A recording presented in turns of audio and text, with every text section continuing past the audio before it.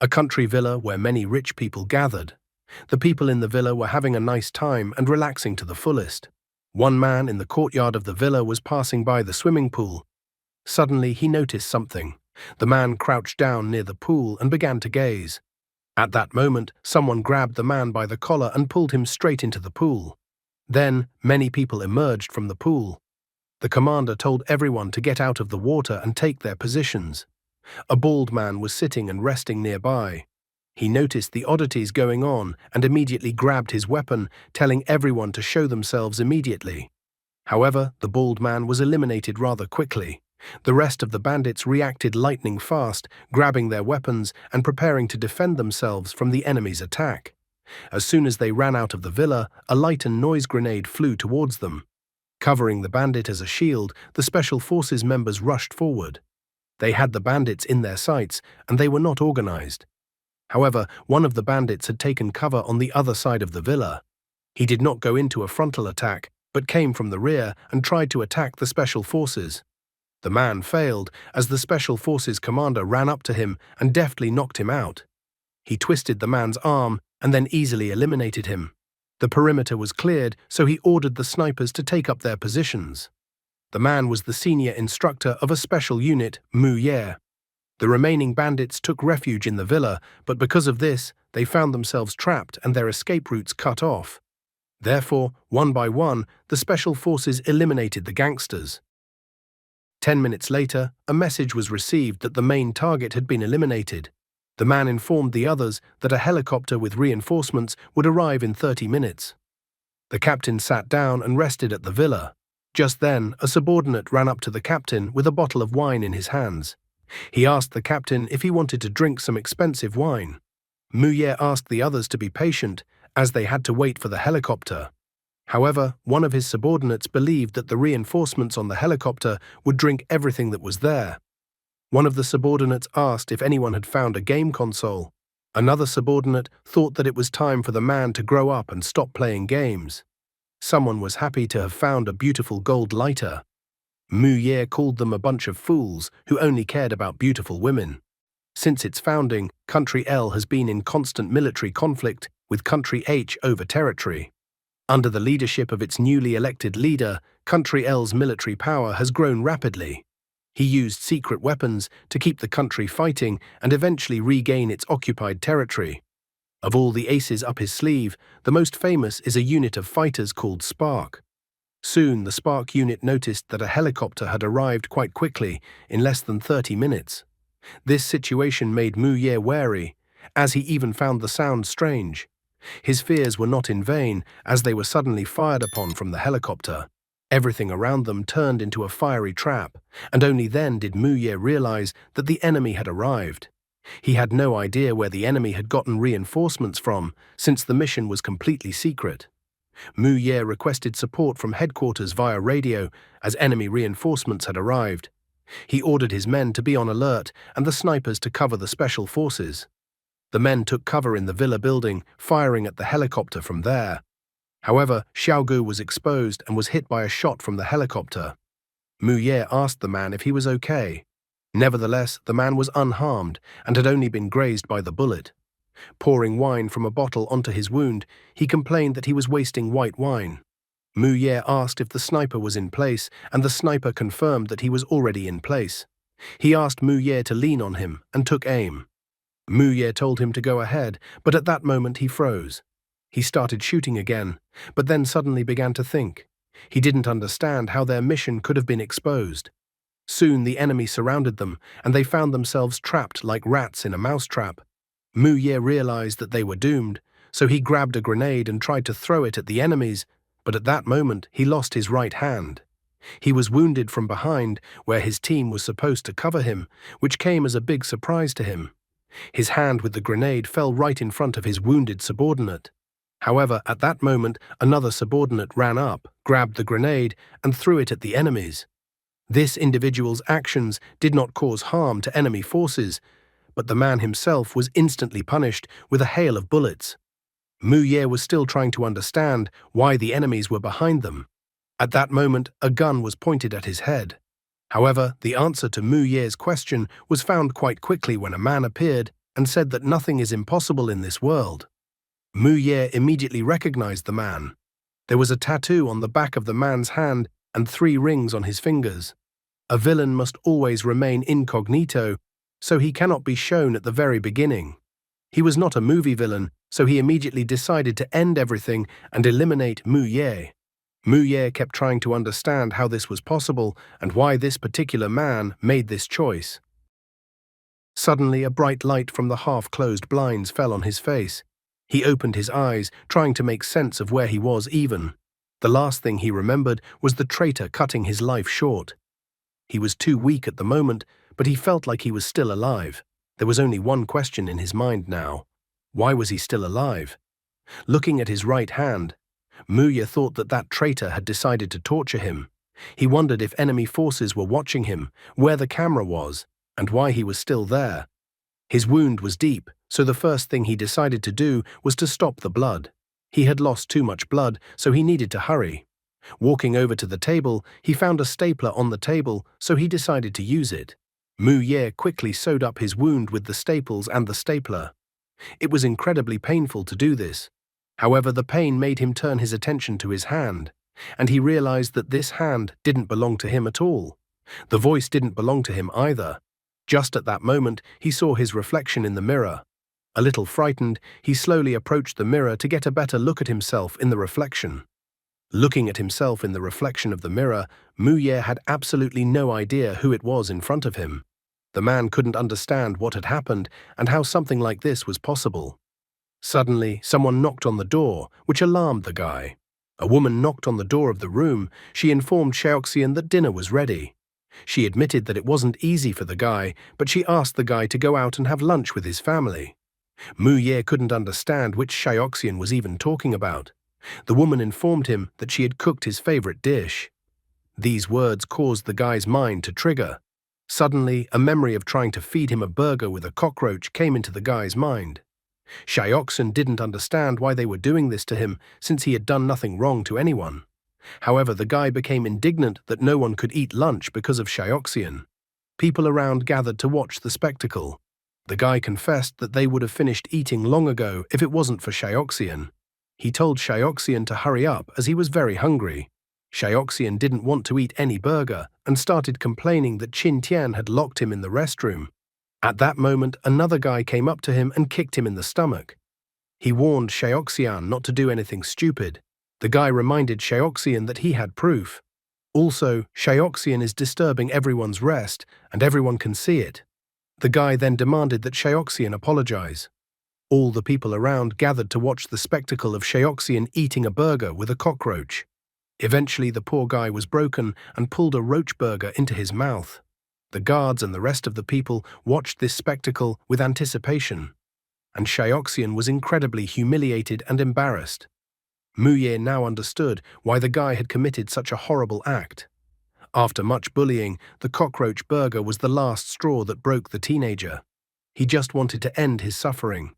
However, the irony was that Mu Ye was reborn in Xiaoxian's body. He was reborn into a teenager from country A named Huang Xiaoxian. Mu Ye's past life froze in that horrible moment when a traitor appeared in front of him. Along with his teammates, he lost his trust and hope. At that moment, Mu Ye vowed to definitely take revenge and never forgive traitors. Fate ordered him to be reborn in the body of a weak teenager. He had no strength, money, and power, but his hometown had one saying, "In the middle of nowhere, you can find pastures with plenty of water and grass." He had memories and experiences from his past life, and that set him apart from ordinary people. He knew his enemy, and his enemy doesn't know him, so the advantage was on his side. Now his main goal was to gain authority and find an opportunity to gather information. He needed to be patient and wait for the right moment. His stomach growled loudly. The guy realized that it was difficult to conquer peaks on an empty stomach. First, he needed to adapt to his current situation and surroundings, and then deal with the problem. And now he needed to get to know his new family. Looking in the closet, the guy found a note. After reading the note and changing his clothes, the guy promised to fulfill Xiaoxian's wish so that he could rest in peace. In his farewell note, Xiaoxian asked his parents to believe that if he survived, he would become the strongest person. Mom was happy that Shaoxian had finally come out of his room. Dad noted that Mom had put a lot of effort into preparing lunch, so he asked his son to be sure to eat everything before the food got cold. The new Shaoxian did not argue and was going to eat everything. He looked closely at the man and woman who were Huang Shaoxian's parents. Mu Ye never had parents. Looking at the food, the guy was surprised that they ate this every day because this food smelled much better than in a cafe. However, using chopsticks was incredibly difficult for him.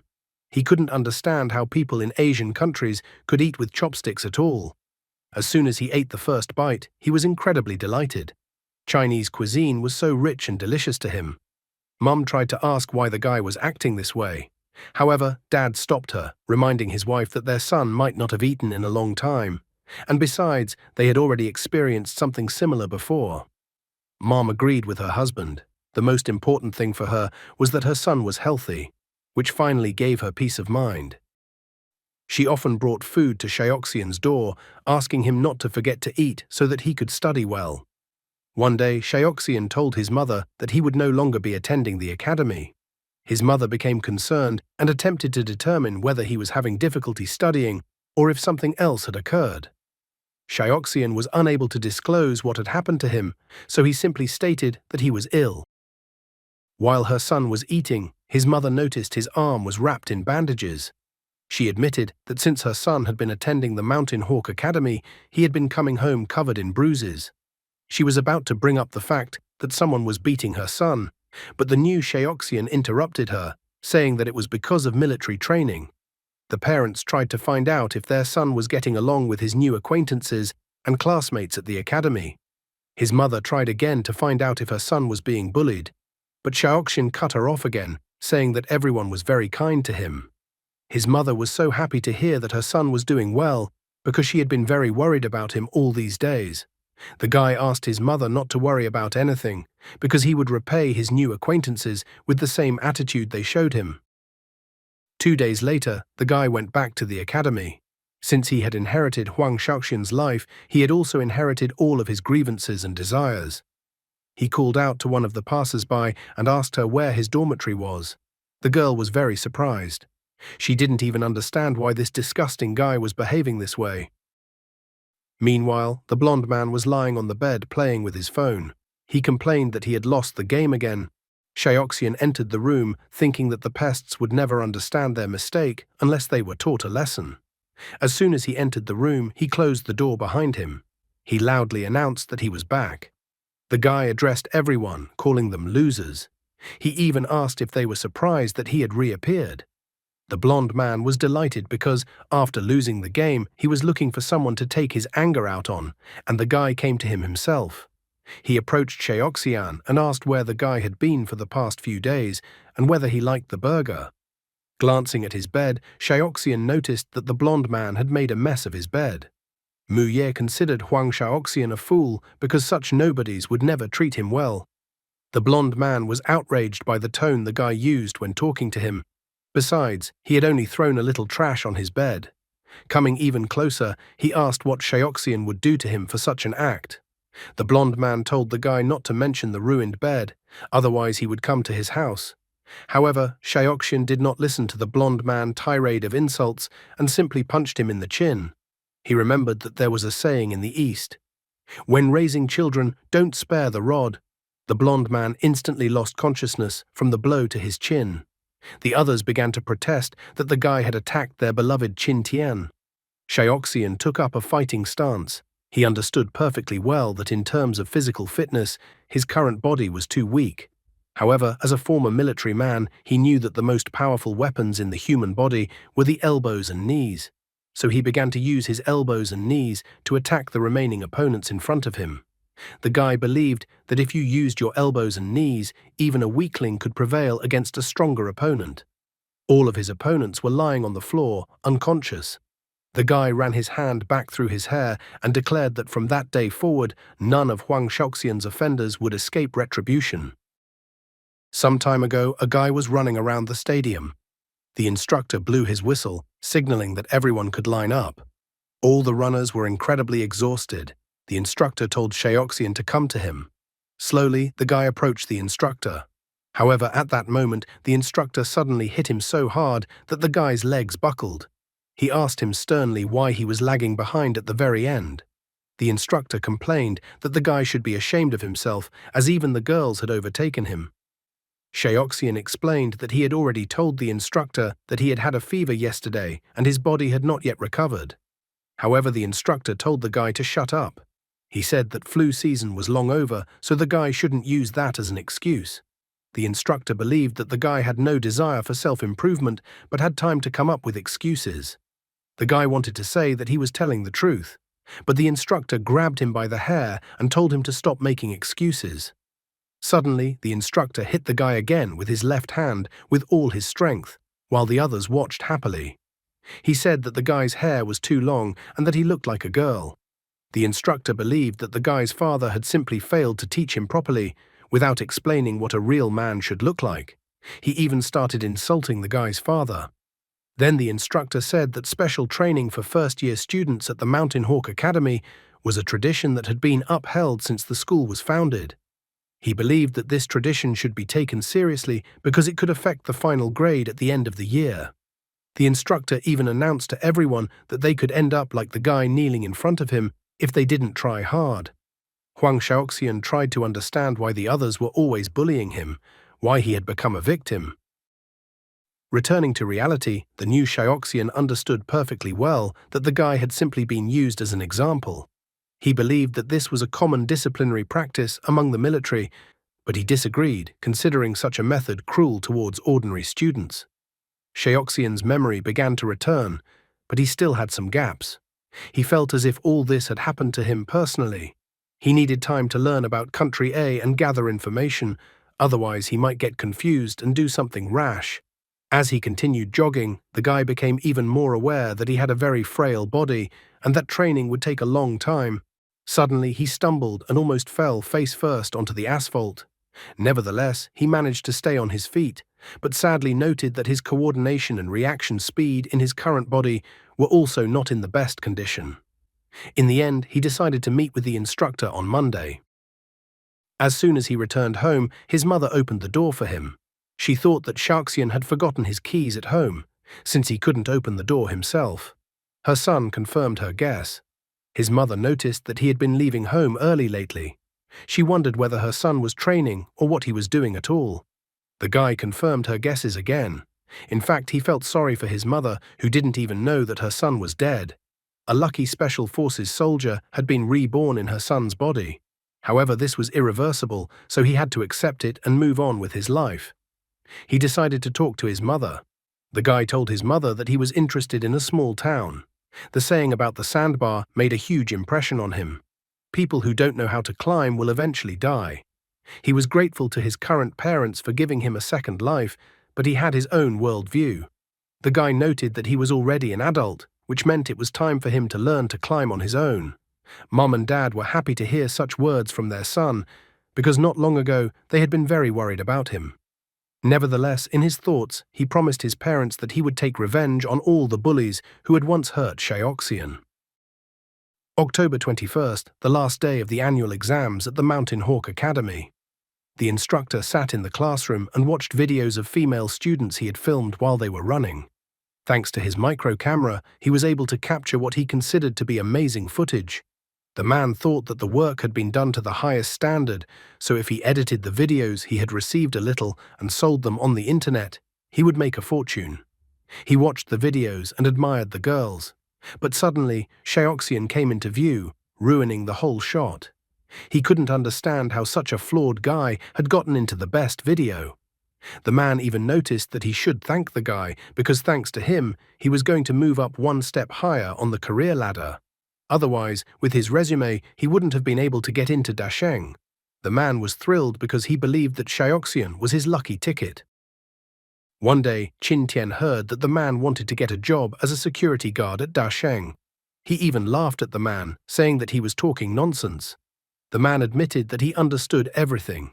He knew that Dasheng's security guards were retired Special Forces soldiers, so of course he couldn't compare to them since he was just an ordinary police officer. Qin Tian noted that since the man understood everything, he couldn't just let him go. The man believed that the guy needed to return to training for first-year students at the Mountain Hawk Academy, as the academy's director attached great importance to the closed training program for first-year students. He also emphasized that the program was a key factor in the end-of-year evaluations. The man noted that he understood perfectly well that Qin Tian did not like others encroaching on his freedom and comfort, so he did not want to restrict Qin Tian in any way. However, Qin Tian asked the man rhetorically if he was capable of such a thing. The man immediately assured the guy that he did not dare to doubt his abilities. Nevertheless, he noted that in this way, Qin Tian would avoid unnecessary risks and trouble. He suddenly even admitted that he had some connections in the criminal district of Sicheng, so if Qin Tian needed any contraband, he would definitely get it. The man even shared that he could get red pills if Qin Tian needed them. Upon hearing about the red pill, Qin Tian was surprised. He immediately noticed that the man was a good guy. The man began to shower him with compliments again. Qin Tian finally warmed up to him. He said that his older brother was responsible for Dasheng's security, and he never got along with him. Therefore, he made the man an offer. If the man could get him the red pill, he would put in a good word for him, and maybe he would be accepted into the Dasheng security team.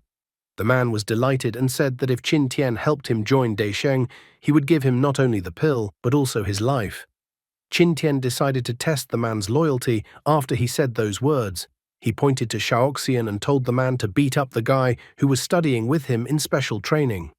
The man thought the guy was Qin Tian's enemy, but Qin Tian admitted that he simply didn't like the guy's hairstyle.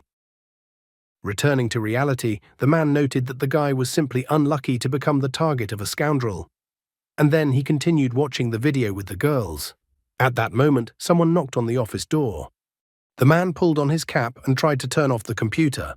He couldn't understand who could have come to the office at noon. As soon as he asked the person knocking on the door to come in, Xiaoxian entered.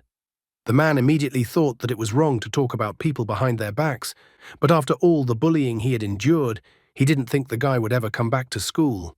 However, he noticed that the guy looked completely different from before and had even changed his hairstyle. Xiaoxian stared intently at the man and began to size him up. He saw a man in front of him, about 35 years old, about 180 centimeters tall, weighing approximately 85 kilograms. The man's figure was relatively proportional, with excess fat, weak shoulders, a slow gait, and a steady posture. The guy assumed that the man was completely unprepared. In addition, he noticed that the man had a habit of holding his belt with his right hand, which indicated his military past. The man's hands were rough, possibly from training. According to his assumptions, the man did not have a high level of physical fitness. The man asked why the guy was looking for him. Judging by the thickness of the man's left arm, the guy assumed that his left arm had been pulled back. There were no bullet marks on the man's arm, so he decided to rule out artillery. After analyzing all the available information, Xiaoxian concluded that the man in front of him had a slow-witted personality and low awareness of safety precautions. He also concluded that the man was a security guard and had no experience fighting on the battlefield. However, with his current physical condition, a one-on-one fight with the man was risky, so the guy came up with another plan. He gave the instructor a gift. The instructor sighed, wondering if the guy had decided to appease him. He noted that Xiaoxian had insulted Qin Tian, so he couldn't accept a gift from him, so he told the guy to get lost. The guy now understood perfectly well that the instructor knew perfectly well that Xiaoxian had been bullied all this time. Xiaoxian decided to play his trump card. He explained that the instructor had misunderstood him and that Qin Tian had actually already forgiven him. He also added that he was carrying out Qin Tian's orders as his confidant. The instructor was surprised that Qin Tian forgave the guy. He couldn't understand how that was even possible, because the guy had infuriated him so much. Now the instructor understood why the guy had changed his hairstyle, because he had a patron and the guy was just pretending. Xiaoxian looked at the man with a bloodthirsty gaze, noting that admitting one's mistakes is a good thing. The man laughed, noting that the guy was actually a good person. With a smile and a disgusting laugh, he admitted that after all the bullying from others, he thought the guy would lose his mind.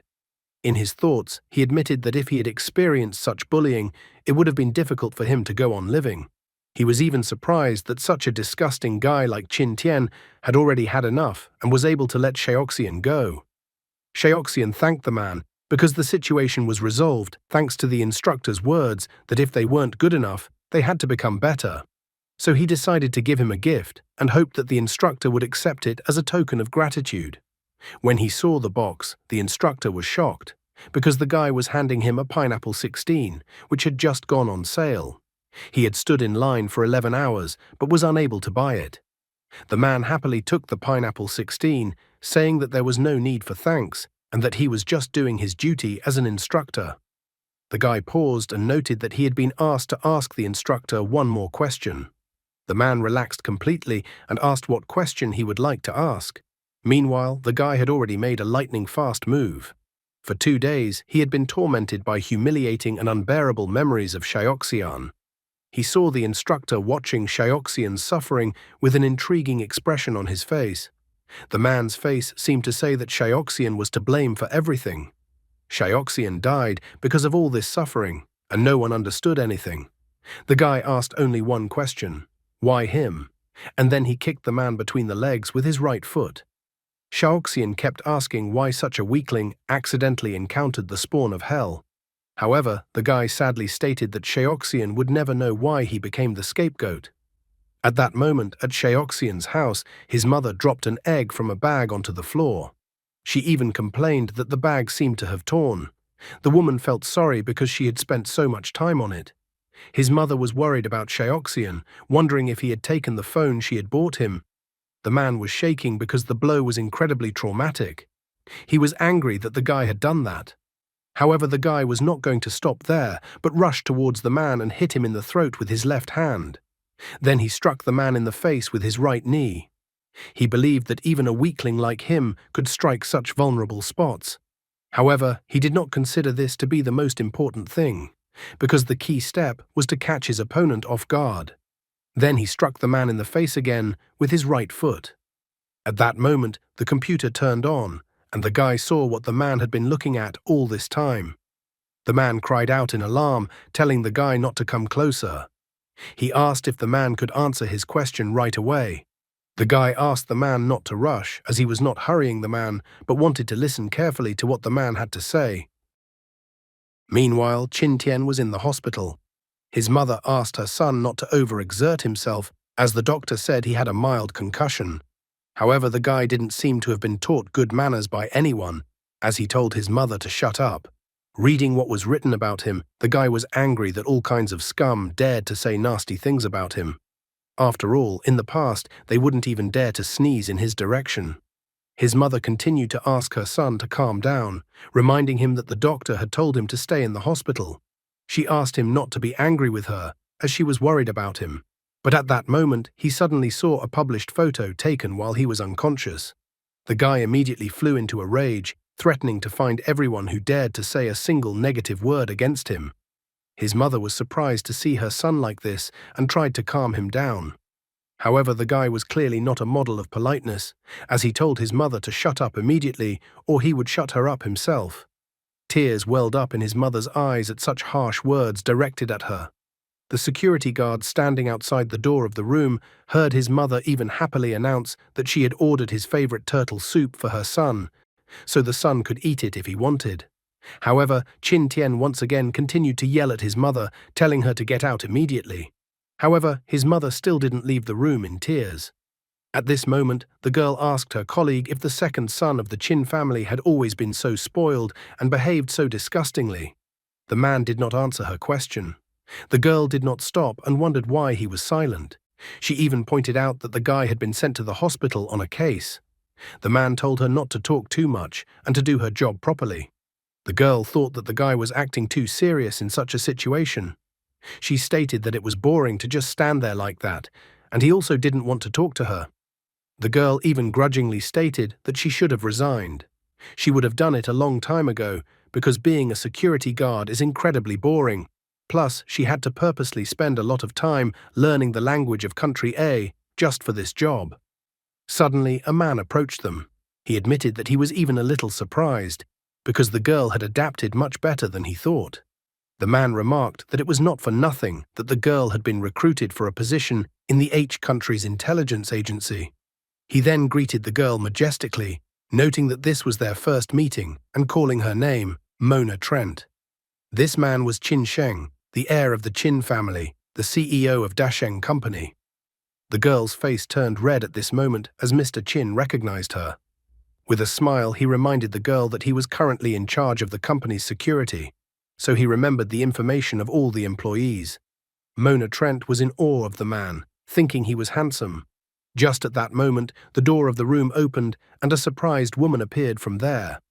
The mother was happy that her oldest son had come in, but was a little upset that she hadn't heard him come in or seen any notifications. Qin Sheng only smiled after hearing her words. He noted that he had just arrived by airplane and immediately went to the hospital. The older son politely asked his mother not to get upset, noting that his brother was too impulsive a guy and that he would talk to him himself. Mother agreed with his choice because the younger son, no matter how hard it was for him, still listened to his older brother. And then the frustrated woman left them along with her security guards. As Qin Sheng walked into the room, the girl stared after him, openly admiring the man. The second security guard thought that the girl's behavior was too unprofessional. Leaving with her head proudly raised, the woman demanded her security guards to immediately notify the second young mistress that Qin Sheng had returned. The security guards obediently began to carry out her order.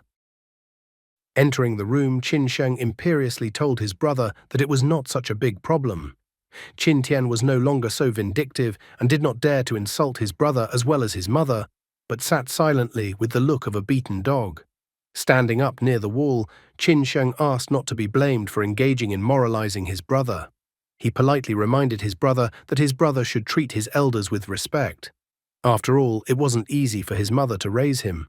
He then firmly announced that he would speak meekly and to the point, as there were only 10 minutes for their conversation because he had a business meeting to attend. Sitting down on the sofa and taking off his glasses, Qin Sheng imperiously pointed out that before he left, his brother claimed that he would be running the 26th district for 2 years. However, a month later, his brother ends up in the hospital. Qin Sheng became curious to know what caused his brother to be hospitalized. He even pointed out that Qin Tian had another 9 minutes and 30 seconds to go. After he said that, Qin Tian felt a terrifying aura emanating from his brother, and he was incredibly scared.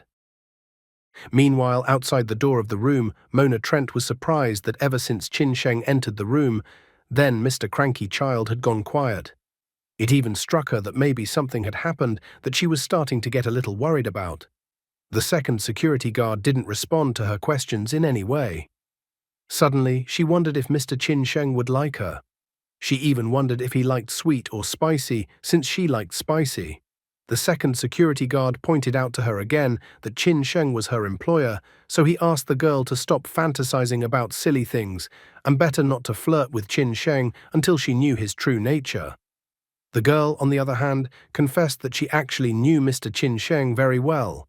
She knew that at 17, he had become the lightweight Sanshu champion in Country A, and at 18, he had been listed as a participant in the Youth World Games, and at 21, he had won the Mixed Martial Arts Super League lightweight gold belt.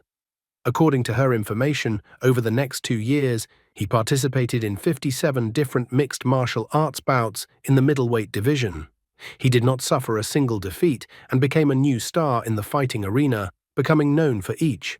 However, at the age of 23, due to the extra attention, he announced that he was retiring and disappeared. She was not aware of what Qin Sheng had been doing for 6 years, and when he reappeared, he was already attending the Dasheng Company's award conference as the 4th largest shareholder. The public at that moment thought that the reason for his return was to inherit the family business. However, it was aware of something that few people knew. Almost no one knew that a year earlier, Qin Sheng had started to rule the murky 26th district. He had become the underground king of the 26th district. Suddenly, a voice behind her said that she seemed to have heard of him. Qin Sheng smiled, reminding the girl that they were former intelligence officers and should protect their employer's privacy. The second security guard immediately thought that Qin Sheng did not leave on his own, but that he was forced to leave. Mona Trent was so surprised by Qin Sheng's sudden appearance in front of her that she thought it was as if he was a cat, since she didn't even hear a sound. However, Qin Sheng decided to politely ask her for a favor. He needed her to study one person. The girl was happy to have some fun in her life, so she gladly agreed to her employer's request. Qin Sheng informed her that he would send her detailed information by message and then informed her that he had to go. The girl wished him a happy journey, much to the displeasure of the second security guard, whom she was setting up to be reprimanded or fired by her behavior. Qin Tian, who heard their conversation, immediately grabbed his phone and called his henchmen. He told them to immediately find Huang Shaoxian and make sure that Huang Shaoxian couldn't even get out of bed anymore. Huang Shaoxian at the same time finally finished copying the information on the flash drive from the instructor's work computer. He was trying to remember how long it had been since he last met a man who had all the evidence on him stored in one place. The guy even thought that the man was definitely an idiot. He calculated that such dirt taken from the instructor's computer would be enough to get several years behind bars for the instructor. The guy even thought that if he turned the instructor into the police, it would be seen as revenge for Shaoxian. He was suddenly surprised when the instructor's cell phone rang. The man was shocked and incredibly frightened. Looking at the guy, he thought that the man in front of him was definitely not a human, but a demon. Shaoxian approached the inspector and calmly said that since it was already evening, he should go home to have dinner, because Oriental food is delicious only when it is hot. In his heart, the man was shocked that the guy had been tormenting him all this time with an expressionless look. It was as if the guy was looking at an animal, not a human being, and had no emotion at all. Shaoxian reminded the man that as an instructor, the man was not doing his job. He could have killed the instructor, but Joe's kitchen won't let him do that, so he decided that he would hand the instructor over to the law and let the police sort through the evidence and try the instructor. The man's face clearly expressed consternation.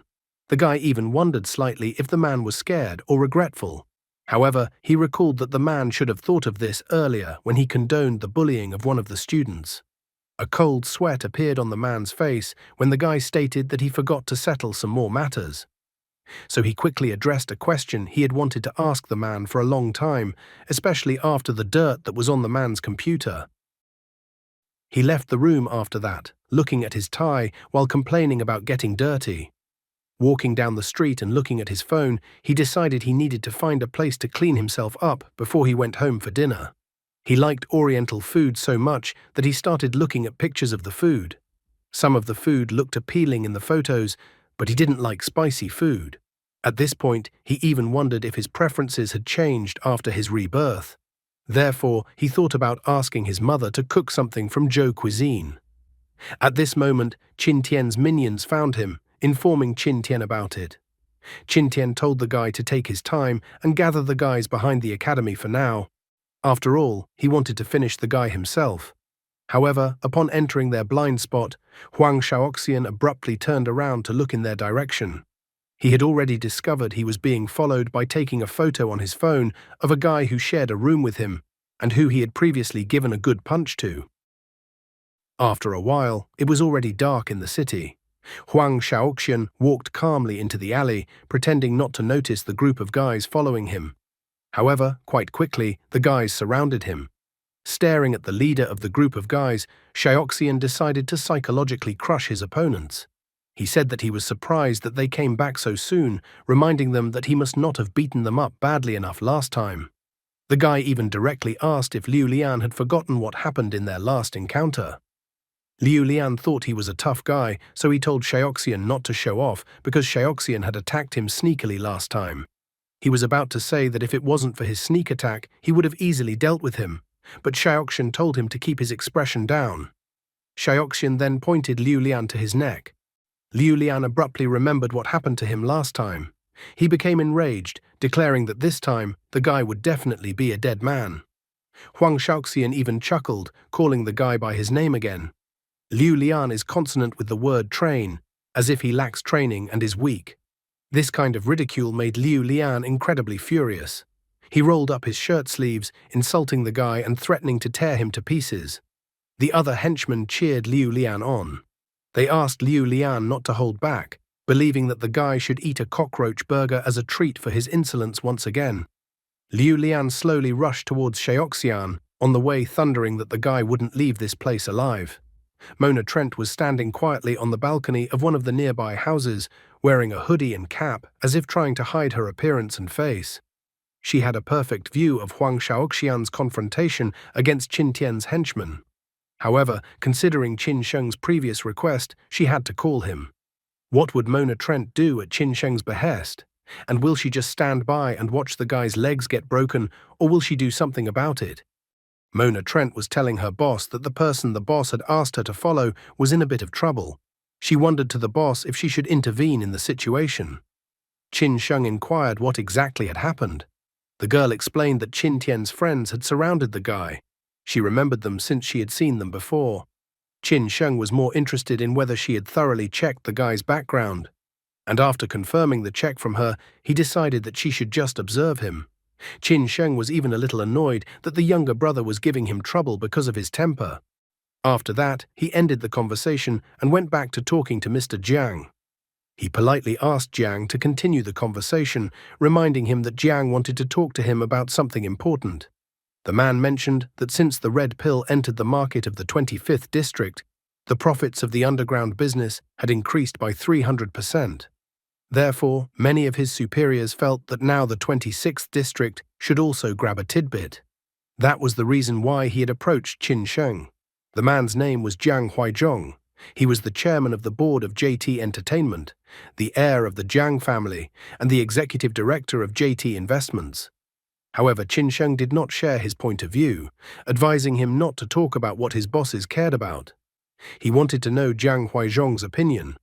The man admitted that he thought it was a great opportunity to take the underworld of the 26th district one step forward. After listening to him, Sheng admitted that the profit of 300% from this event was indeed attractive, but he still continued to insist that the 26th district should be completely clean of any pills. Besides, if anyone decided to change this, they would pay with their lives. Qin Sheng clearly expressed his stance regarding such changes to the 26th district. Jiang Huizhong realized that there was no way out. He asked Sheng not to look down on him since they had been friends for so many years. He finally understood Sheng's position and said that he would convey Qin Sheng's opinion to the boss. He added that he would tell them that Qin Sheng had decided that they should enjoy life and when they got old, retire and not get involved in anything. Qin Sheng accepted his answer and then got up from the couch. He said that he had to go already as he needed to attend the wedding reception of the mayor's daughter. Jiang wanted to see him off, but Sheng refused, reminding him that Jiang still had important things to do and he would find his own way. The girl standing near the door politely said goodbye to Qin Sheng. As soon as the door closed behind Qin Sheng, Jiang Huizhong stared thoughtfully at his desk. In the same instant, his face creased with anger. He then started throwing objects that came into his hand. He was incredibly infuriated that Qin Sheng dared to insult him like this. The man didn't understand how Qin Sheng even dared to take up space in his territory. Jiang thought that the guy was just a retired boxer, so was obligated to respect him. After all, he was the one who should actually become the underground king, not Qin Sheng. Jiang promised that sooner or later he would tear Qin Sheng to pieces. In a fit of anger, he even threw a chair towards the door, and the chair hit the door next to the girl. Not paying attention to the frightened girl at all, he told her to get out of his office as he was in a bad mood right now. Meanwhile, the hooligans who supported Liu Lian continued to push him to beat up Huang Shaoxian. The guy only smiled as that was exactly what he wanted to do. He remembered that martial arts said that to attack the heart was to attack the mind. Therefore, the best way to defeat a person was to piss them off. Liu Lian was Qin Tian's #1 henchman. He often bullied Shaoxian, so it could be said that he was Shaoxian's direct offender. The guy estimated that the target's height was 190 centimeters, weighing around 100 kilograms. Shaoxian's height was 174 centimeters, and weight was 51 kilograms. Does he even eat at all, or is this classic anime height and weight that is as far from reality as possible? The guy realized that Liu Lian was twice as big as him, so in reality, if he was a normal person, it wouldn't give him a single chance of winning this confrontation. Based on his observations, Liu Lian lacked boxing posture and did not have the usual pace of boxers. So he concluded that the guy in front of him did not have any fighting skills. Paying attention to his wrists, he noticed that they were swollen. He could also smell the faint odor of alcohol that came from Liu Lian. The guy was well aware that at this moment Liu Lian had poor self-control, was quick to get irritated and extremely emotional, and did not have any resilient mental qualities at all. After analyzing the information about Liu Lian, he concluded that the probability of him winning was quite high. At this moment, Liu Lian swung his right hand, which was his dominant hand. He then made a turn to the left, and his speed was greatly reduced, so his body was discoordinated. The leg kick towards the guy was not high enough, so the guy didn't even feel threatened, but only noticed that Liu Lian's flexibility left much to be desired. All this time he continued to analyze Liu Lian and easily dodged his punches.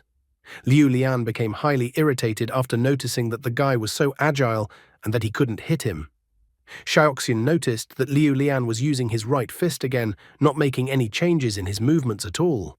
The guy came to another conclusion that Liu Lian had poor concentration and low IQ. Xiaoxian and Mona Trent simultaneously thought that the guy was most likely using a classic triple left-to-right front kick. Mona Trent even thought the triple punch was too boring. Liu Lian approached the guy again and swung his huge arm.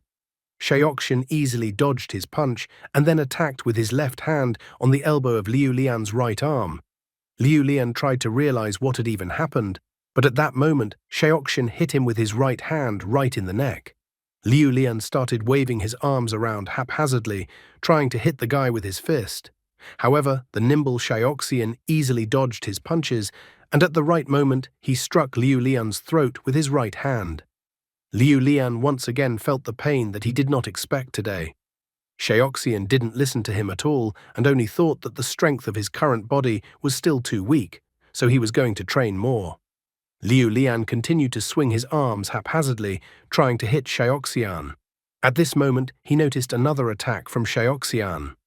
Therefore, he figured that Xiaoxian wanted to snap his neck, so he wasn't going to let Xiaoxian do this to him.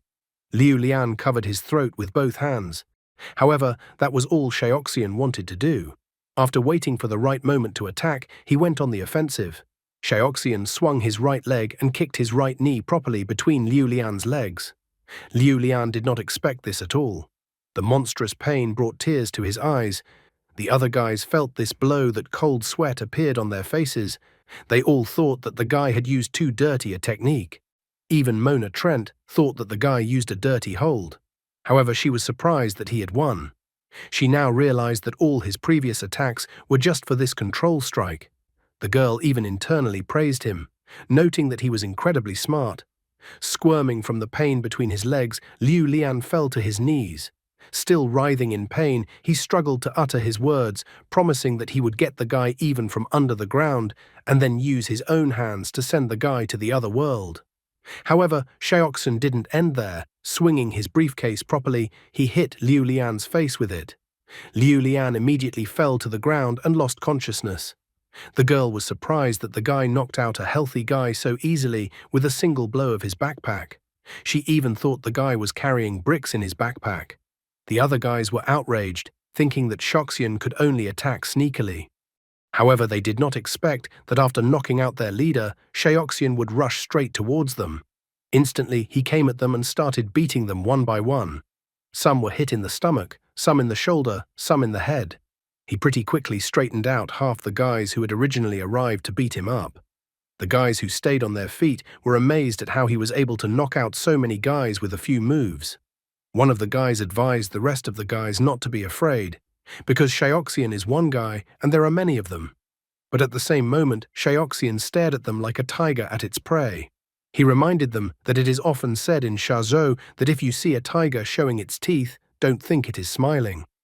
After that, the guy reached into his backpack and grabbed the handle of some object. The other guys were startled, their faces instantly covered in copious cold sweat as they realized Xiaoxian had a hammer. Everyone who was on their feet instantly rushed out, thinking that the guy was definitely crazy for carrying a hammer. Looking at the unconscious guys lying there, he thought they were nothing more than rabble. After all, if they were even a little bit braver, it would be incredibly hard for him. Nevertheless, his original goal was accomplished. The most difficult problem had been solved, but now there was still one more problem left. After that, he informed the girl that he had noticed her a long time ago, so he told her to come out. The girl even gave him a round of applause at her appearance. She admitted that she absolutely did not think that a street fight would make such an impression on her. Mona Trent was quick to appreciate that first the guy deprived the most combative opponent of his composure, then effectively overwhelmed him, struck a blow, exerting psychological pressure. In addition, she noticed that the guy demonstrated weapons, thus completely breaking the opponent's psychological defense line. She even expressed her deep gratitude to the guy, noting that he made her assignment less boring. Mona Trent saw perfectly well that at first glance a simple weak guy, but nevertheless with what a strong heart really was. The girl decided to clarify some details. She had originally thought that the guy had used the martial techniques of Country A, so she was eager to find out where a guy like him could have learned it. Sheoxian didn't make any excuses, but immediately asked who she was, why she was following him, and who had sent her. The girl also knew how to annoy people, so she told him that if he wanted to know the answers to his questions from her, he had to fight her first, and if he won, she promised to tell him everything. Just reborn, and already he was attracting unwanted attention from those who should never have known of his existence. Meanwhile, Sheoxian's father went to the nearest market to buy groceries. He needed mutton, eggs, rice, soybeans, black pepper, Sichuan pepper, and butter. After a second's hesitation, he also remembered that he needed radishes. He really didn't quite understand why Zhou cuisine needed to use radish, but he still wanted to find a radish as soon as possible so that he could go home quickly. Glancing at his phone and flipping through messages from his wife, his father watched his wife throw memes at him. He needed to get home as quickly as possible, as his wife was already expecting his son, as his son was finally feeling good lately. After he paid for his purchases, he wondered why his son was interested in Zhou cuisine. After all, when he was a child, his son had diarrhea and vomiting after bringing food from Zhou cuisine. At the same time, in one of the alleyways of the city, Mona Trent said that if the guy lost, he would have to answer her questions. She asked if he agreed to her terms and also called him by the name Huang Shaoxian, which made the guy even more wary of her. After that, Shaoxian began to examine his opponent. In front of him was a girl about 165 centimeters tall, weighing 60 kilograms. The girl's figure was proportional, trim. She had good body coordination. At first glance, the girl's current pose was casual, but the guy managed to notice that her eyes were looking at him, her opponent, uninterruptedly. So he considered her confident and cautious.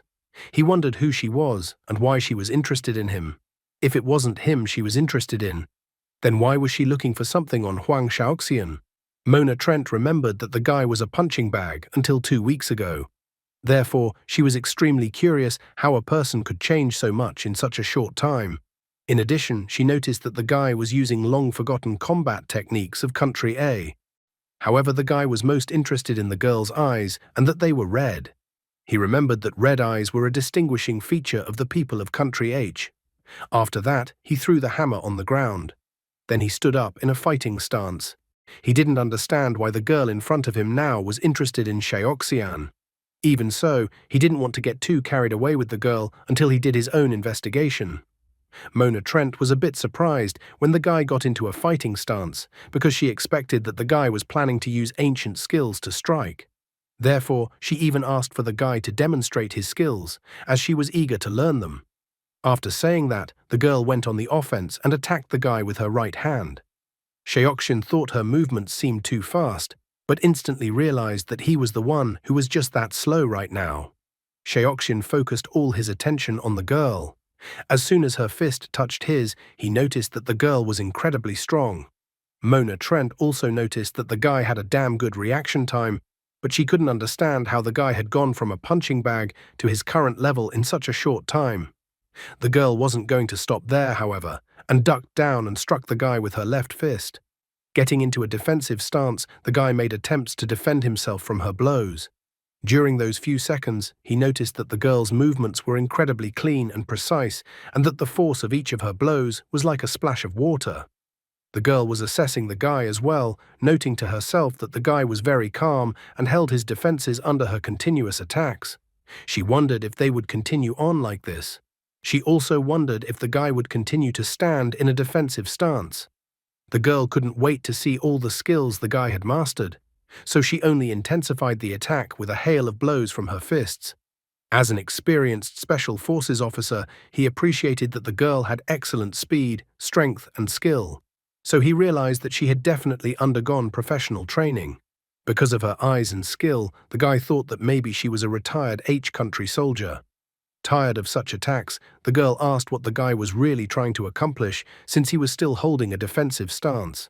The girl tiredly stated that guys like Sheoxian make girls bored, and then she tried to use her right leg to attack.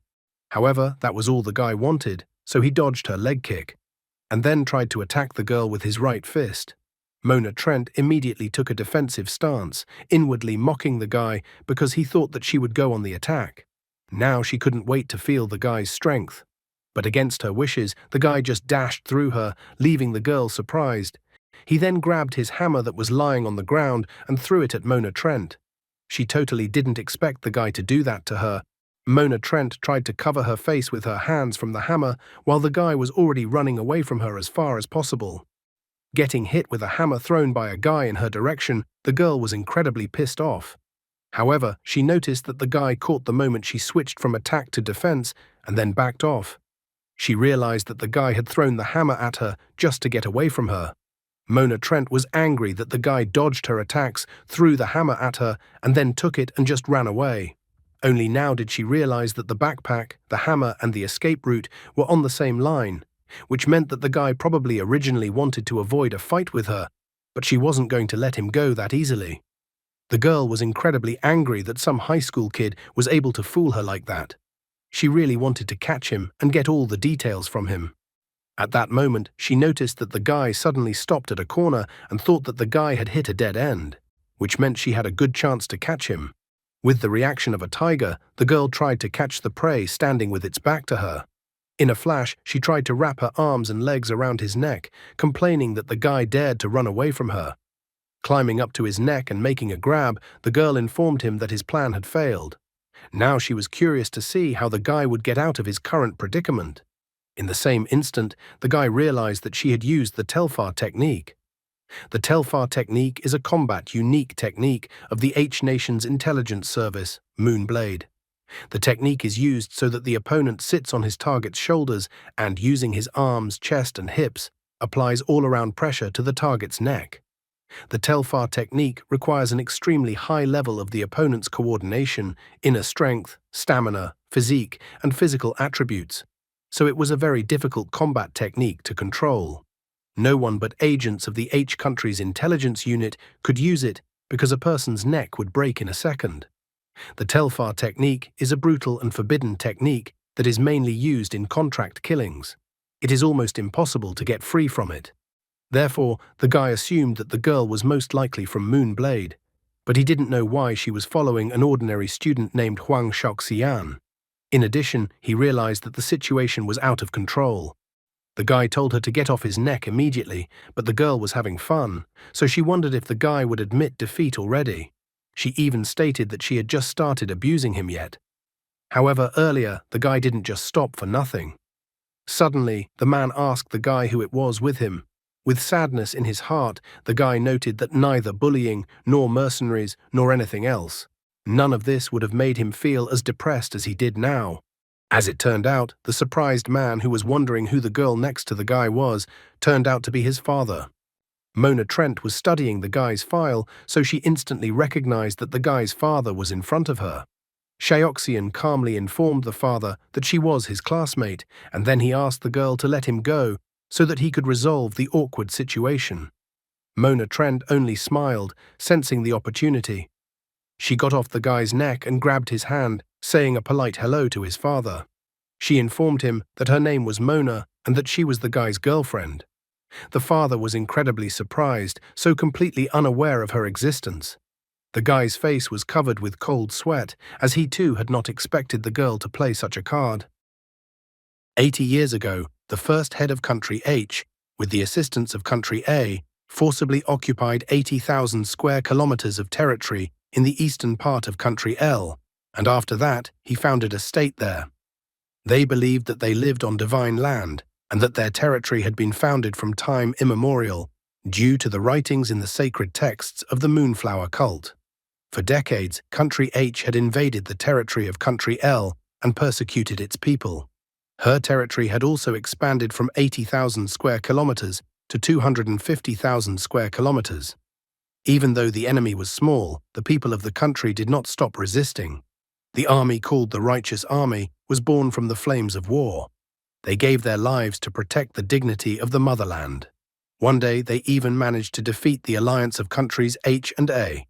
Among them, the Spark Special Unit, which was known as the #1 Secret Service organization in the world, and which fought against the Moonblade of Country H, performed particularly well.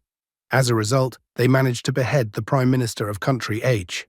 Currently, countries H and L are in a stalemate, just like Spark and Moonblade. At this moment, the former Moonblade agent and the former Spark senior instructor were sitting and eating at Huang Shaoxian's house. Suddenly, the husband and wife looked at each other and communicated with just a glance, instantly understanding each other. Father was the first to address Mona, causing her to look away from the food. The father apologized to Mona as they did not prepare properly, as they did not know that she was coming to them. He also admitted that they didn't know what kind of food she preferred, so he wondered if today's food was good for her to eat. The mother also informed Mona with a smile, just like the father, that this was the first time she had cooked something from Zhou cuisine, and she didn't think their son's girlfriend would join their dinner. She even admitted that she was quite nervous about it. Mona smiled and asked the guy's parents not to worry, noting that their serving of food was so good that as a native of Country H, she couldn't find anything objectionable about the food. The girl confessed that she never thought she would be able to respond to such delicious Zhou cuisine outside of her homeland. The woman was so happy that her face even turned red, and she advised the girl to eat more in such a case. The father was surprised that his wife fell for the sweet talk of his son's girlfriend so easily. Coughing, the father pointed out that since Mona was from Country H, it meant that she had to work hard to settle down abroad. Therefore, the man admitted that he was a bit curious how the girl met Shaoxian, since the latter had never mentioned that he had a girlfriend. At this moment, the girl stared intently at the guy. The guy sitting next to the girl was also extremely curious to know this detail of the story from her. He was well aware that no one knew that he had been reborn, so he was extremely curious to know why the organization was interested in Huang Shaoxian. In the end, she informed him that looking back, she thought that their meeting was fate. After that, the words just flowed out of the girl's mouth. She said that it was summer vacation in her senior year of high school and that she had accidentally walked into a gallery. In the gallery, one painting caught her attention. It was the scenery of Country A. At that moment, she decided to move to A country to see these landscapes with her own eyes. Later, when she had already begun her studies in this country, she visited the art museum on campus, and again came across the same painting she had seen earlier. She immediately recognized the painting, but when she realized that the original was in front of her, she was shocked. For the author of the painting was a student of Mountain Hawk Academy. After reading the information about the painting, she learned that the guy's name was Huang Shaoxian. Mother instantly recalled that Shaoxian had drawn this picture in the 2nd grade of middle school. The father even confessed that only because of this painting, the guy was accepted into Mountain Hawk Academy. The brilliant actress's face even turned slightly red when she stated that she couldn't believe that the author of that painting was a guy her age. The girl even confidently stated that the guy is a real talent since childhood. After analyzing what he had just heard from the girl, the guy even began to speculate that maybe they had somehow found out that he had been reborn after all. But he immediately discarded this theory because in this case they would eliminate him immediately, because he was at the top of their list of people to eliminate. Mona went on to say that when she left the museum, she immediately found the class Shaoxian was in, and when she met him, she expressed her admiration for him, and that's how they became friends. However, the guy noticed that the girl was holding a cell phone with some information about Huang Shaoxian.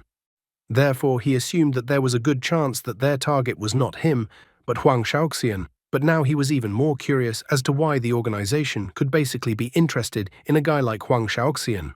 In addition, based on the girl's behavior, it could be deduced that her goal was not to kill him. Looking at the information about herself on her phone, the guy found that Huang Shaoxian's information was quite rudimentary.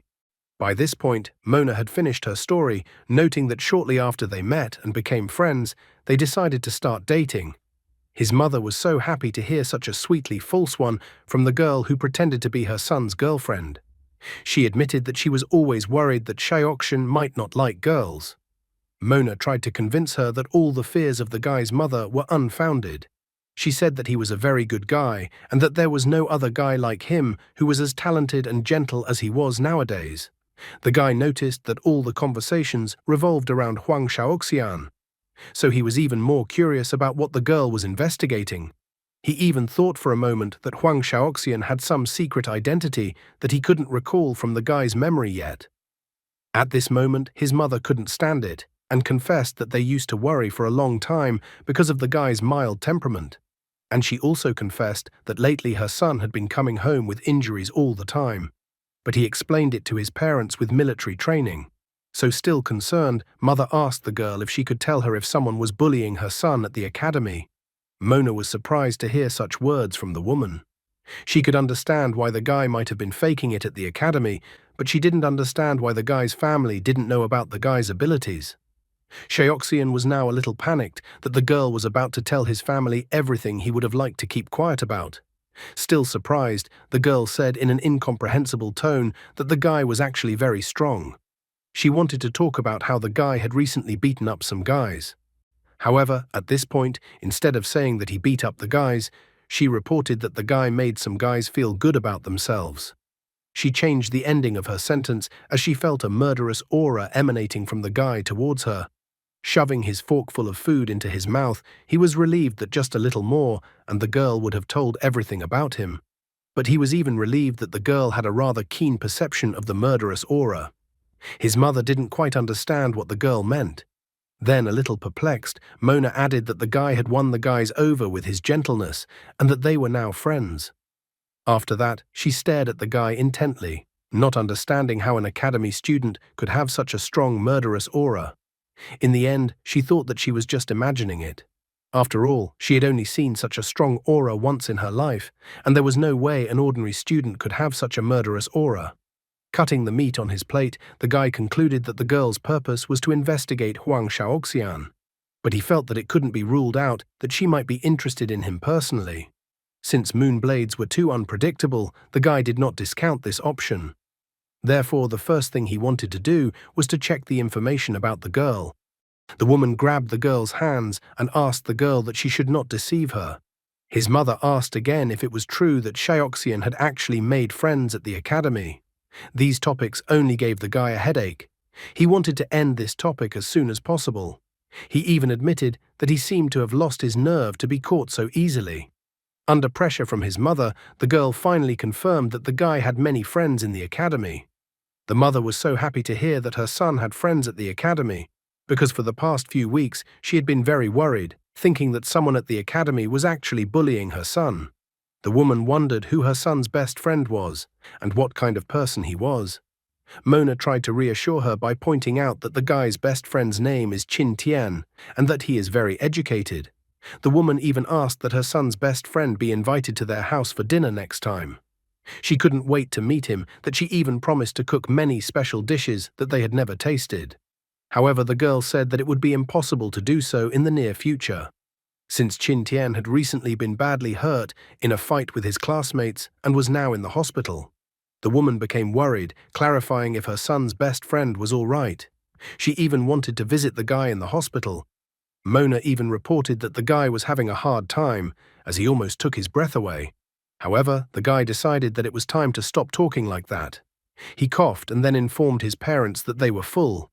He explained to his parents that this was Mona's first time, so it was rude to bombard her with too many questions, because that would scare her off. So he announced that they'd better go talk to her or go for a walk or something. Mona stared at him with an extremely disgruntled look. It pissed her off that the guy was already intent on chasing her away, because he was probably afraid that she would reveal the guy's secret to his parents. At the same moment, his father and mother only glanced at each other and immediately understood each other. They got up from the table and then informed their son that they had decided to head upstairs. The father asked his son to take proper care of the girl. Mother, on the other hand, asked Mona to come to them more often and make herself at home. What were his parents up to? And what will Mona report to her boss Qin Sheng? As soon as his parents moved away from the table, Xiaoxian was glad that this awkward conversation was finally over. Now he could relax while Huang Xiaoxian's parents were not around. However, Mona was not burning with the same desire. She slyly informed him that people who have a lot of skeletons in their closet arouse a lot of curiosity. The cold-blooded guy calmly noted that such words were being said to him by a person who had inexplicably appeared in front of him. It was also inexplicable how she had gotten to his house. He then rudely stated that they were done with both dinner and the circus she had put on, so he told her to get out of his house. He also added that she shouldn't be ignorant. The girl noted that the guy is incredibly rude, and after all, she is a fan of his work. She even said that now she could see why the guy was disliked by the girls. Standing up from the table, Xiaoxian told her to stop pretending and answer who had sent her to him in the first place and for what purpose. He also added that maybe then he would answer the girl's questions. The girl was amused that the guy told her to stop pretending. She found it funny, noting that the guy is skilled in martial arts but pretends to be a wimp. Mona also noted that the guy's family is wealthy and can afford to buy whatever paintings they want. However, she noted that paintings, unlike self-preservation instinct and martial arts skills, can't be faked. Therefore, the girl asked that he be honest with her. The father and mother, meanwhile, because of the limited viewing angle, thought their son was kissing a girl. The father was a little surprised at how impatient they were. The mother looked at her son's back and sadly noted that Xiaoxian had grown up overnight. Her heart was troubled by a strange premonition. Suddenly, she turned to her husband and whispered to him to tell their son important things useful at his age. Time was limited, so the guy was thinking of ways to extract the necessary information from the girl. Mona, on the other hand, was amused, considering that the guy was upset. She also added that he was too weak for her to consider him a rival. At this point, the guy was called out by his father, who asked him to come over for a moment. The guy was not happy that his father was wasting his time at such a moment. Nevertheless, he went to his father. The father asked him to come over quickly so as not to keep the girl waiting. The father took out a red envelope and held it out to his son. He informed that they had prepared money for Mona, so the guy should give this envelope to her later with his best wishes.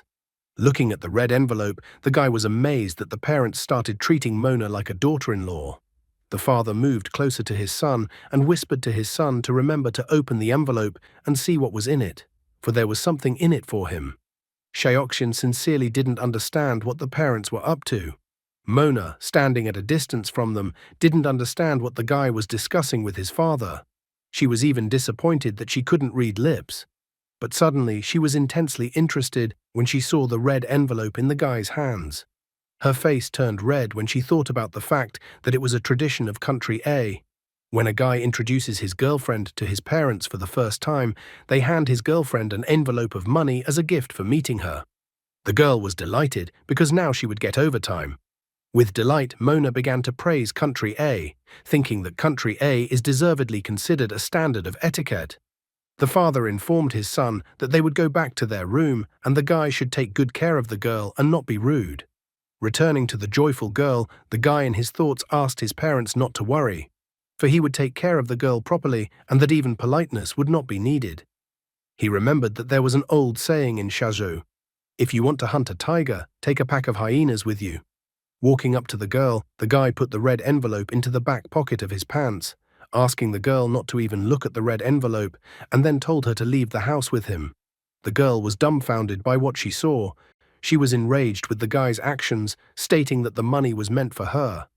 However, he besieged her by asking her if the money was definitely meant for her. He reminded her that the money was being given to his girlfriend from his parents, and Mona was not his girlfriend. Before the upcoming hunt, he needed to be sure of the strength of the hyena's bite. Mona was extremely displeased, noticing that the guy seemed to want to anger her, and she wouldn't fall for stupid provocations like Liu Lian's foolishness. He went on the attack at her, noting that he didn't know if she was going to pull out her country 8's writing from her pocket and declare that he was her boyfriend, and that his parents were her parents, and that his house was her house. He couldn't wait for the girl to show her true colors. He even pointed out that after all, they had been parasitizing other people's territory for decades and still maintained a cult of expanding their territory, aka God-given land. The girl was shocked by his words.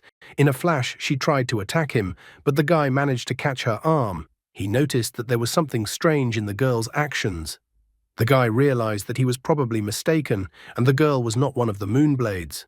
The girl began to shower him with insults, noting that he had too long a tongue. Since childhood, he had been involved in military training in Shangzhou, the so-called meat grinder. Therefore, his perception of danger and killing intent was never wrong. Country H, a country that combines political and religious worldviews. All the people of this country are adherents of the Moonflower cult, including Moonblade's agents. Over the years, he had researched this organization and came to the conclusion that all of its members, up to the third generation, were religious fanatics. And the girl who was in front of him now had no intention of killing him. When he insulted her country and their Moon Bible, which is considered sacred in the cult, the girl maintained her equanimity. Mona only grinned, noting that she didn't know what the guy was up to, but advised him to back off before it was too late. Pulling her cap back over her head, she declared that she wouldn't tease him anymore, and thanked him for tonight. The guy couldn't be sure of her identity, but the fact that she wasn't a cult follower was a proven fact. Eventually, the guy decided to find out directly who she was and why she was following him. But the girl shrugged it off again, thinking that if the guy knew too much, he wouldn't sleep well. Pulling on her jacket, she said goodbye to him, noting that they would see each other again, and then left his house. Xiaoxian realized that it was too presumptuous to conclude that she was a Moonblade agent just because of Telfar's technique. Now he didn't rule out that other units might have learned Moonblade's battle techniques, and he was just confused by the girl's red eyes. However, he realized that he could not relax, for even the closest person could betray. He installed an automatic alarm system that goes off every 40 minutes. But luckily the girl left, otherwise the police would have surrounded the house in a few minutes.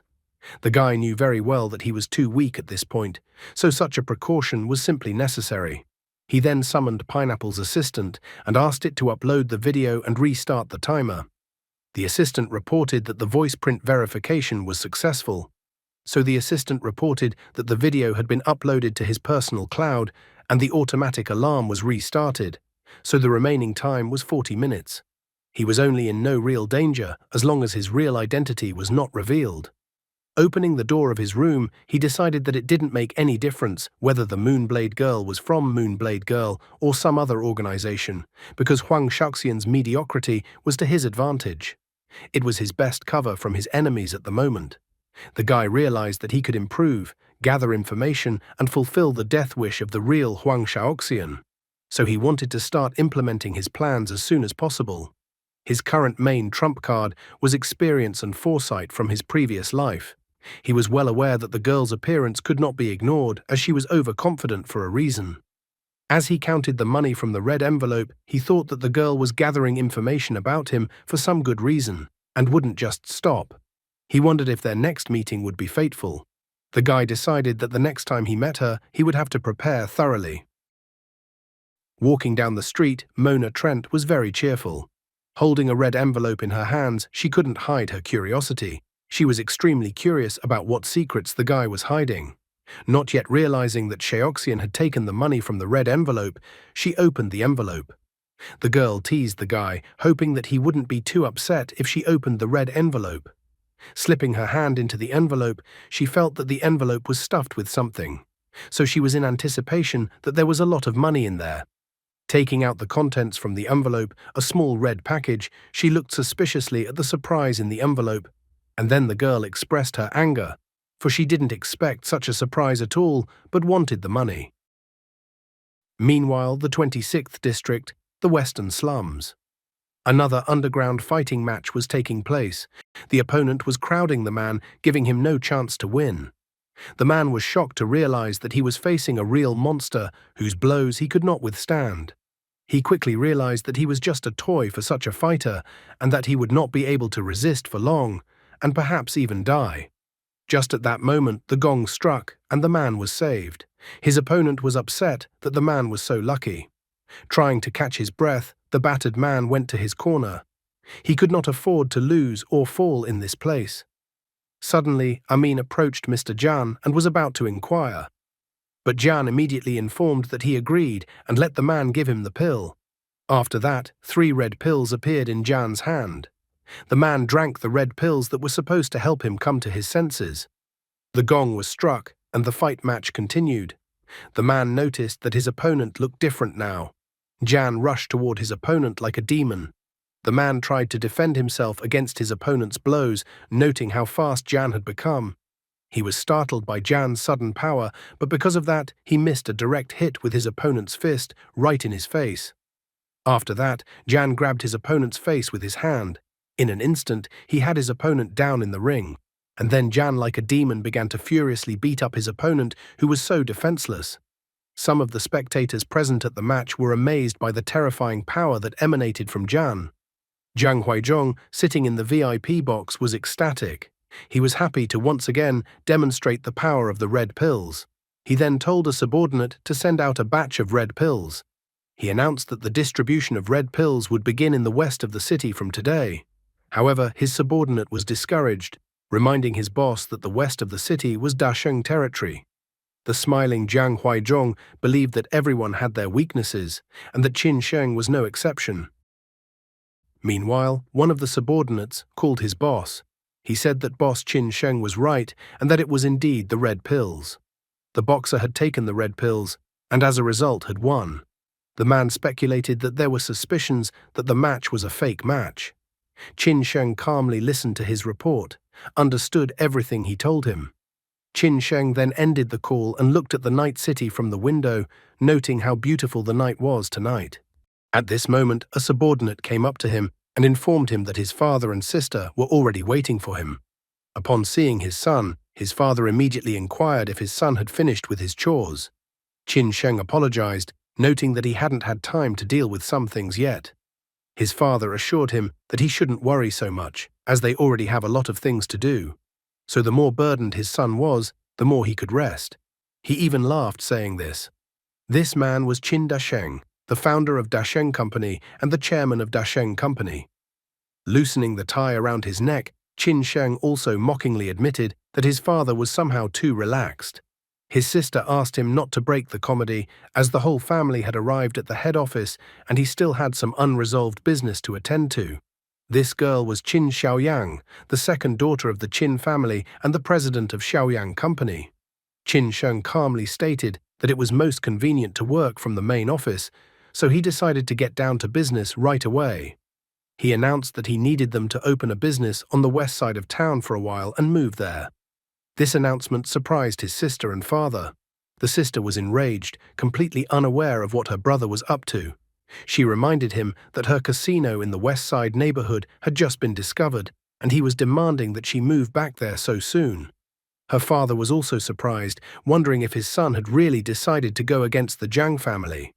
Qin Sheng evasively replied that he didn't intend to, but they should be ready to do what he asked. He said that red pills had appeared in the western region and that they knew nothing about it until they investigated. Xiaoyang had heard about the red pills that had become incredibly popular in the southern coast. She had also heard that red pills were very effective and powerful. Qin Sheng recalled, red pills are incredibly addictive. According to legend, red pills were born from the military psychotropic drug in Country H. They put a great strain on the brain, nerves and heart. Because of their powerful efficacy, people rushed to these pills in droves, sustaining a deadly addiction with profits as high as 600%. So it was a veritable goldmine for merchants. Qin Xiaoyang was incredibly shocked when she heard about the 600% profit. However, Qin Sheng reminded her that according to the law of the 26th district, there should be no pills, regardless of profit. The father decided that they could discuss the details after dinner, since tonight's beef was burning and needed to be chewed leisurely. The father was curious where his other son was and why he didn't come today. Qin Sheng then informed the father that his mother told him that Tian was not feeling well today, and he was resting. The father was surprised that his son didn't tell him anything about it. He wanted to know if his son was okay. However, the son reassured his father by pointing out that some young people don't change, and then asked that the father not to worry about his younger son. What will Qin Sheng do in such a situation, and what trump cards does Jiang Huaizhong have, and what will Xiaoxian manage to find out? What is Qin Tian up to? Meanwhile, in one of the nightclubs, Qin Tian was throwing objects at his minions. All the minions bowed their heads, feeling humiliated by him. He couldn't believe that Xiaoxian was able to beat them all up. Most of all, he was most enraged at Liu Lian. The guy didn't understand how such a huge Liu Lian couldn't crush some weakling. And instead of destroying the weakling, Liu Lian also shamefully appeared in a semblance of a collar. His anger was not only towards Liu Lian, but also towards the others. Qin Tian didn't understand at all how his minions couldn't defeat a weakling like Xiaoxian. He continued to insult them in every possible way, thinking that it was more profitable to keep a dog than all of them. At this moment, Jiang Huaizhong appeared. He asked why the guy was swearing. The man said that at this rate, Qin Tian would brick his entire club. He even wondered if Qin Tian was so dissatisfied with the service in the club. Qin Tian realized that Jiang Huaizhong had appeared in front of him, and the urge to shout immediately disappeared, and cold sweat broke out on his face. Jiang Huaizhong sat down next to him and put his arm around him. The man reminded him that he had known the guy since he was a baby, so he didn't have to address him as a mister. Qin Tian then addressed him as Brother Jiang. As an understanding brother, Jiang Huaizhong asked him to tell him what he had going on, that he was yelling at the other guys like that. Qin Tian frowned, but still decided to confess. He said that he had asked his subordinates to straighten out one weakling, but they failed. Therefore, he got angry and shouted so much. Good-natured Jiang Huaizhong assured the guy that there was nothing wrong with this situation. After all, if it didn't work the first time, it would work the second time.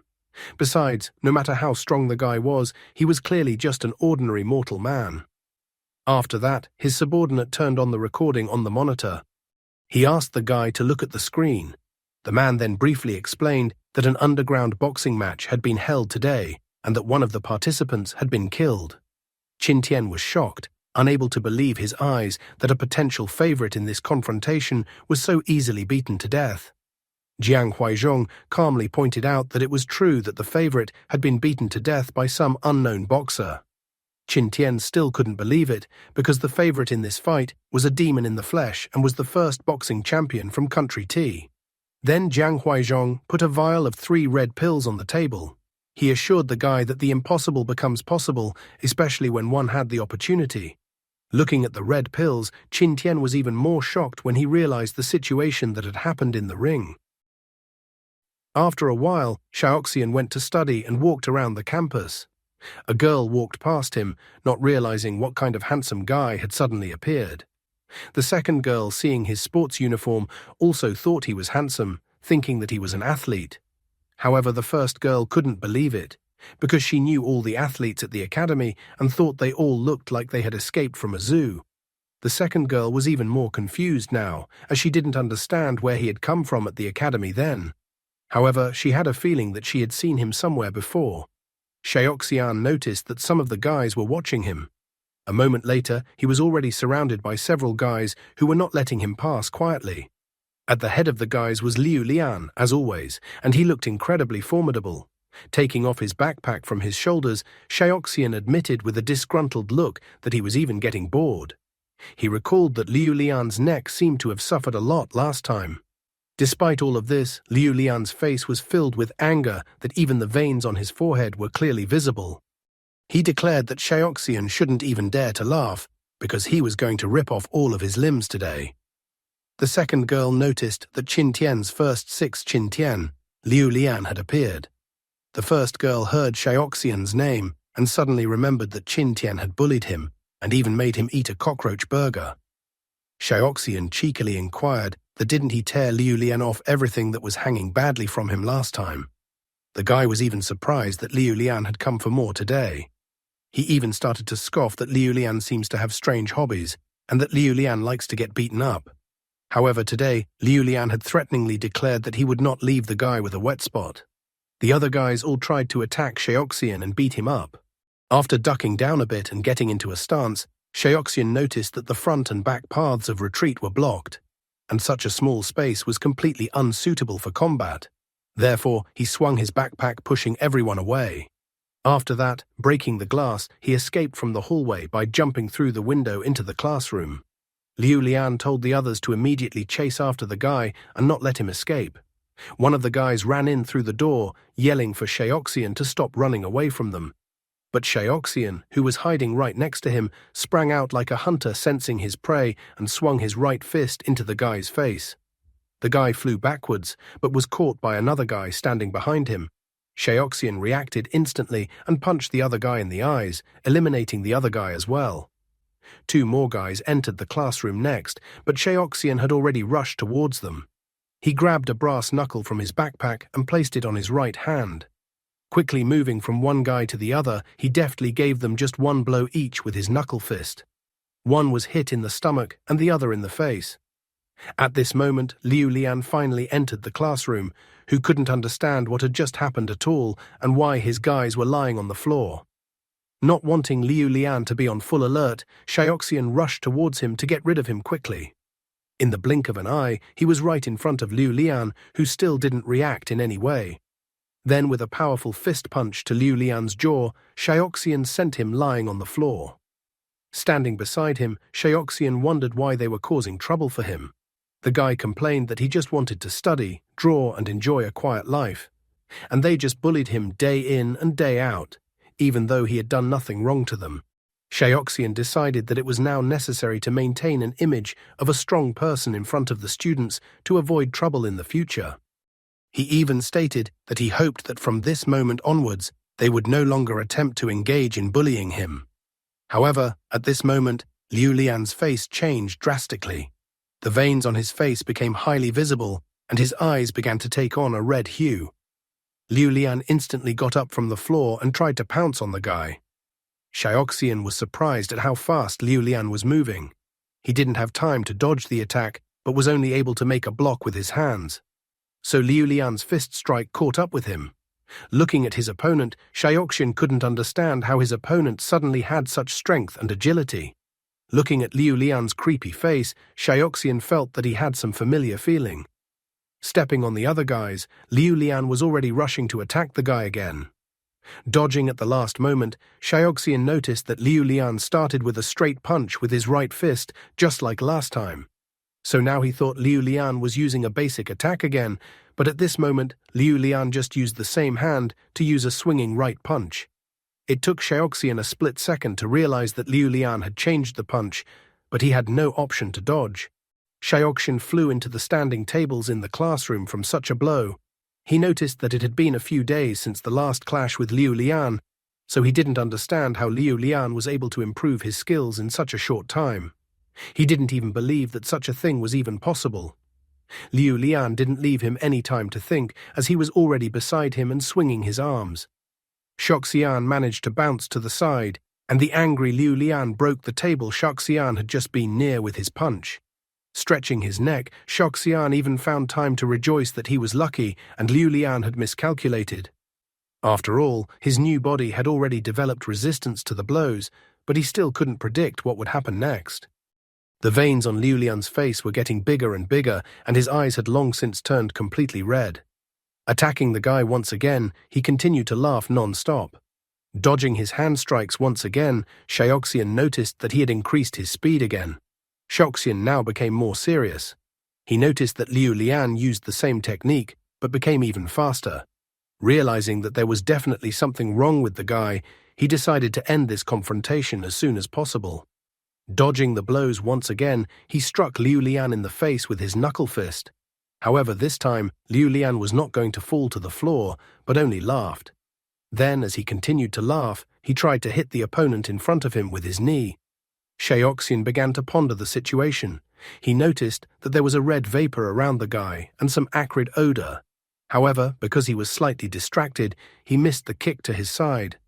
The guy knew very well that Shaoxian's body was still too weak. In addition, strength, stamina, and reflexes would wane in moments of extreme exhaustion. Nevertheless, he could not understand why epiphanies could appear in an ordinary academy. Epiphanies, or moon goddess kisses, originated in H country as a secret injection for special operations. For a short period of time, moon goddess kisses enhanced physical characteristics and spurred one to fierce ones. After a person drank the pill, their eyes would take on an intimidating appearance, for which this state was nicknamed epiphany. Liu Lian continued to advance furiously, waving his arms. However, Shaoxian realized that he could not delay any longer. After all, the continuous intense lunges towards him had exhausted Shaoxian's body, so he could already feel that it was getting harder and harder to move. In addition to that, he had received a heavy blow from his opponent, so most likely his 2 or 3 ribs were broken. Therefore, if nothing changed, he would most likely die before his opponent had an epiphany. Problems only arose from the fact that he had to hurry. At times, he completely forgot that he no longer had a trained body like before, so he would need to start training as soon as possible. Despite all of his earlier thoughts, Shaoxian did not despair. After all, he was lucky. He realized that in this world, no one but him knew the weaknesses of the Epiphany injection. The improved efficiency of combat abilities was the advantage of Epiphany, but at the same time, it was also its disadvantage. Dodging the guy's blows, Shaoxian went on the offensive himself. He knew that Epiphany raised the body's pain threshold, which was why it was so powerful in battle, and helped him get rid of his fear of the enemy. Liu Lian continued to furiously swing his arms to overpower Shaoxian. Except Shaoxian had a realization that as time passed, Liu Lian's sense of pain would only increase until it disappeared. After that, one would lose their sense of self-preservation, which was the most important aspect of the fight. The goal of the fight was to win, using all means to kill the opponent while preserving one's own life. Shaoxian once again rushed into the fight and even flew in the air. Many students were watching this fight and were shocked by his movements. However, he didn't notice them, trying to execute his plan first. After all, he needed to hit the back of his opponent's heart. After all, through such a move, it was possible to provoke the opponent's heart to stop. After such a strike, Liu Lian kneeled down and then fell to the floor. The guy's face was covered in cold sweat, but no matter what, he was glad. He was glad that his plan had worked, but at the same time, he had exhausted all his strength. At this moment, the exhausted guy started to fall to the floor, trying to realize how long his confrontation with Liu Lian had lasted. All he could feel now was that he really wanted to sleep. How will this guy's adventure end, and won't the other guys beat him up while he's unconscious? In his past life, Mu Ye had fought people who were under the influence of Epiphany or Moon Goddess Kiss.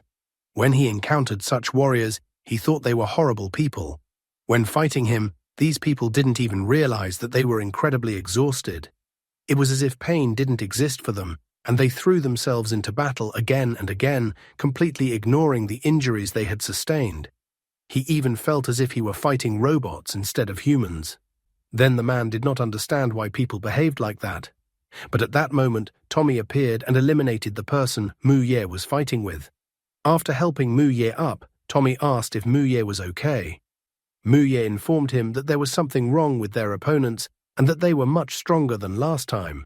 Tommy asked if Mu Ye had dealt with the moondogs that had eaten Epiphany.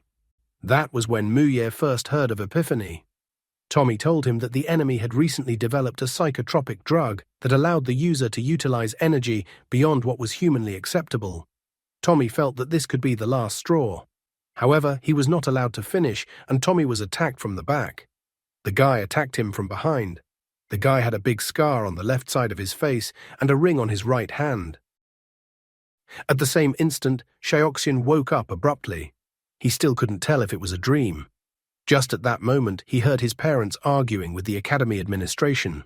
His father didn't understand at all why the academy principal was asking them not to make a big deal out of it. His father didn't understand why his son was the victim in this situation, and they should be the ones not to make a big deal out of it. Mother also felt that she would not let the whole situation go quiet. She demanded that all those responsible come out and apologize for bullying her son. The woman was not going to allow anyone to let the matter be hushed up. However, the man asked them to calm down. He reported that they had already dealt with the guys who were involved in the incident. He even dared to state that they had regarded their actions as an explanation to the Huang student. Finally, the academy principal entered the conversation. He announced that if they continued to scandalize further, it would not do them or their son any good. The principal pointed out that there were 2 types of students in Mountain Hawk Academy, those with excellent grades and those with powerful parents. The mother was amazed at the principal's insolence.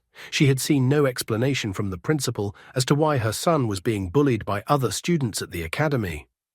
The mother was outraged that her son was allowed to be bullied by other students just because their family wasn't high enough. She admitted that she had seen their son come home covered in bruises and abrasions, but he attributed it to military training. The mother understood that her son kept quiet about the bullying at the academy because he didn't want to upset his parents. The principal again asked them to calm down. Fixing his glasses on his face, he said that he understood the current situation and that their academy had some responsibility. On behalf of the institution, the principal decided to give his word that no one would ever bother student Huang again. He even stated that if necessary, they could make an exception for Huang Xiaoxian and transfer him to the Mountain Hawk Academy's District 1 building. Even the man beside the principal was surprised by his words. In addition, the principal promised that after Huang Xiaoxian graduated, they would give him a position in a subsidiary of Yingshan Group without entrance exams. He asked how they felt about such an offer. However, Huang Xiaoxian's parents did not particularly like this initiative of the principal. His father simply exploded after their suggestion.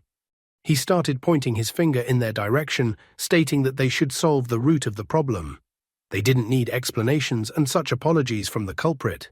The mother was also outraged, believing that they were completely ignorant of the psychological trauma their son had suffered. After thinking for a bit, the principal announced that they would apologize after the Huang Xiaoxian student woke up. No matter what, the parents felt that not only the principal, but also the students who bullied their son had a duty to apologize publicly. At this moment, Xiaoxian decided to intervene in the conversation. Rising slightly on the bed, he called out to his parents. Xiaoxian admitted that the other guys started first, but got more serious injuries than him. Therefore, he suggested that his parents do as the academy suggested. However, his parents felt that this was not the way to go. They were obviously worried that their son once again did not want to give his parents any trouble, and therefore agreed to the academy's suggestion. Xiaoxian explained that the academy had given their word that Liu Lian and the other students would be severely punished, so he didn't need anything else. He noted that he just wanted to enjoy student life now, not to increase the hatred towards himself. After all, otherwise the whole situation that had arisen would never end. Even after listening to his wishes, his parents were still against it. But the son asked his parents to end the conversation there. They wanted to continue the conversation, but at that moment a doctor appeared and started shouting at them that a hospital room is not a market to shout like that here. She said that the patient was very weak and needed rest, so she told everyone to leave the room and slammed the door in front of their noses. Looking at Xiaoxian, the doctor suddenly closed the door. After a moment, the guy asked her to stop pretending since everyone had already left. And then he called her by her name, Mona, which surprised the girl a lot. The girl complimented him on his attentiveness. She asked him if he liked her new image. In the back of his mind, the guy admitted that he wouldn't have recognized that Mona was in front of him if her hadn't changed his voice and intonation on purpose. He wondered why she had suddenly come to see him. Fixing her glasses, the girl said that she hadn't seen him for a week, and he was so cold to her. However, she then started to open the door of the room, stating that she did not come to see him alone today. She then asked her boss to enter the room. Qin Sheng immediately entered the room and praised her for her skills. Xiaoxian instantly realized that Qin Sheng had appeared in front of him. He didn't expect to meet him so early at all. Taking a seat on the chair in front of the guy, Qin Sheng said hello to him, informing him that this was their first time meeting, that his name was Qin Sheng, and that he was Qin Tian's older brother. Looking at the smiling Mona, the guy thought that he would need to pull out more information about Mona since she was working for Qin Sheng, since he still didn't know anything about her identity. Qin Sheng pointed out that he had already heard about the relationship between his brother and Xiaoxian, so he personally came only because of the problem that had arisen. He handed the guy a plastic card, saying that it was a personal account he had opened for Xiaoxian, and that there was 100,000 in that account. He stated that it was his personal compensation for the guy. Qin Sheng hoped that this would be the end of the relationship between his brother and Xiaoxian finally. He assured that in the future, his brother would not bother the guy again, and the guy would have to forget about all the grudges. Xiaoxian looked at him coldly, realizing why Qin Sheng had appeared in the first place. Not the least bit afraid of Qin Sheng, the guy wondered what would happen if he didn't accept such compensation. However, Qin Sheng believed that such an outcome was impossible. He stated that he had forbidden his brother from leaving the house and that he would send his brother abroad in 3 months. He then handed Mona a plastic card, informing the guy that Mona would give him the password to his bank account after he left. However, upon hearing his offer, Xiaoxian only smiled. He stated that even if Qin Sheng paid a high price for his silence, the hatred in his heart would remain. Standing up from his chair and adjusting his tie, Qin Sheng noted that he had heard that the guy had some tricks up his sleeve, but he earnestly requested that the guy not try to get smart in front of him, and also that if he didn't want to think about himself, he should think about his family first. Xiaoxian felt threatened by Qin Sheng towards his family. In his thoughts, he asked that Qin Sheng not to worry, for he would definitely protect his family. No matter what, he was not going to let Qin Tian go so easily without punishing him at all before doing so. Qin Sheng turned around and headed towards the exit of the room, noting that he had said everything he wanted to say and then said goodbye to the guy. Lastly, he asked Mona to take care of the Huang Xiaoxian student. Mona accepted his order. When the door to the room closed, she wished Qin Sheng a good journey. Then, with a smile and a creepy laugh, she turned to the guy and snapped the door shut. Taking off her doctor's robe, she declared that they were now alone. The girl thought it was time for him to pay his bills. However, the guy stopped her from thinking further. He informed her that she could leave bank card and the password to it and just leave. The guy even promised that he would not tell anyone about the incident. He inquired what she thought about his suggestion. Mona decided to show surprise. After all, they had worked so hard to earn money for their honeymoon, and all the guy wants from her is a bank card. She even considered him a heartless rascal. She remembered that the guy's medical examination report had stated that his muscles were badly damaged and that he needed someone who could take care of him. The girl was already kneading her hands with a smile, asking the guy to be obedient and let her give him a good beating. The guy then inquired what she thought about him giving her 10,000. Adjusting her glasses, Mona allowed herself to think about his offer. Stepping on his bed with her left foot, the girl noticed that the guy seemed to be up to something sinister again. It even surprised her that the guy thought she would insult her boss for only 10,000. However, the guy pointed out that no one hates money, so it was hard for him to answer her question. He even wondered if he had offered her too small an amount. The guy looked her in the eye and smiled, and then informed her that he wanted to make a deal with her. He promised that if she complied with his request, he would give her all the money on the bank card that Qin Sheng had given him as compensation. The girl was surprised by such a sudden offer from the guy. However, after a moment she smiled after saying that she was willing to listen to his offer. I never understood why his family is considered low class here. His family doesn't have a personal chef or anything, or a golden toilet, but his parents are at least middle class. He doesn't starve, big house. Mother buys the latest model cell phone that was limited in sale, and so on. Of course, you could say he lives in an academy dorm and not in a separate apartment or house. But there's also literally Qin Tian living in the same dorm, whose family is much richer than the guy, so it's just academy rules. To summarize, the issue of their low status seems strange to me. Although maybe there was a comparison between his family and Qin's family, but Qin Tian himself was not directly involved in the last incident. Where will the plot go from here? The end of today was marked by sunset. Xiaoxian once again trained hard. Finally, Xiaoxian finished his training for today. He had changed a lot recently and had gotten his body into shape. Mona, who was watching him, thought that the guy had already been training hard for 2.5 months and had achieved a good result. She originally thought that the guy would retract his words on the first day. 2.5 months ago, Xiaoxian offered Mona a deal. He offered her a deal where she would be his personal instructor for 3 months, and for that she would receive 100,000 yuan. The girl was surprised that he was asking her to be his personal instructor. Xiaoxian explained that he was asking for her to help him master the special training according to the specification of the special forces. However, he also noted that there was an additional condition. Except for the training, his personal life would remain just for him and she could not restrict him. Mona only smiled, noting that she would not believe his words so easily. She wondered what if the guy decided to meet with Qin Tian to discuss their unfinished business. She was extremely reluctant to lose her job because of the guy's shenanigans. Shaoxian assured her that he knew how to solve her issue. He stated that he would simply give her a pledge of allegiance, and then asked her to scan the QR code on his phone. As she took her phone and scanned the QR code from his phone, she wondered about his so-called oath. The guy thought that only in this way the girl could be calm. A moment later, she was stunned when she looked at the screen of her phone. She was surprised that the guy had slandered himself. As soon as the girl scanned the QR code, then she was added to the chat room. In this chat, the guy sent a message. At the right moment, just tell the police that Qin Tian hired people to beat me up. The guy told her to accept payment from him and then reply in the chat, "Let's do as you said and part ways." The girl wondered if the guy was afraid she would just run away with the money. However, Shaoxian reminded her that Qin Sheng had said that the bank account had been opened in his name. Therefore, if the amount is more than 100,000 yuan, the girl won't be able to withdraw the money without him. Bringing her thoughts back to the present events, the girl wondered what the guy was really up to. She even thought that he was trying to take the initiative. Getting up from her seat and heading towards him, the girl realized that the guy in front of her didn't seem like a no-brainer, so she was interested in what his plan was.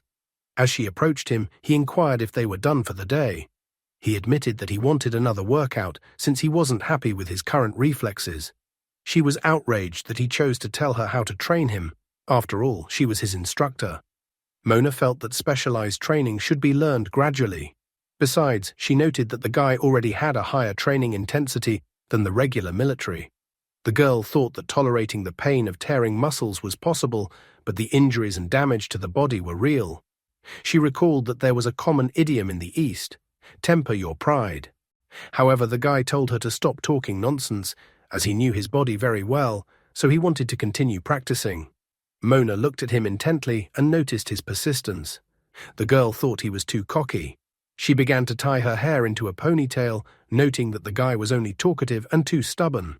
Mona also added that there is an old saying that describes people like him: "Don't put the cart before the horse." With that, she rushed into action, intending to teach the insolent guy a lesson. Shaoxian deftly dodged her blow and moved to the left. A smile appeared on Mona's face as she noticed how well the guy was doing in training. However, she wasn't going to spare him, for she had her pride too. While dodging her attacks, the guy also noticed that the power and speed of Mona's attacks were getting bigger and faster each time. He was well aware that there was still a gap between his physical fitness and Mona's physical fitness. Therefore, he felt that he had to outsmart her. He had learned one valuable lesson from his past life, that there was only one way to defeat your opponent when you could barely stand on your feet. He then grabbed Mona's leg as she attacked him.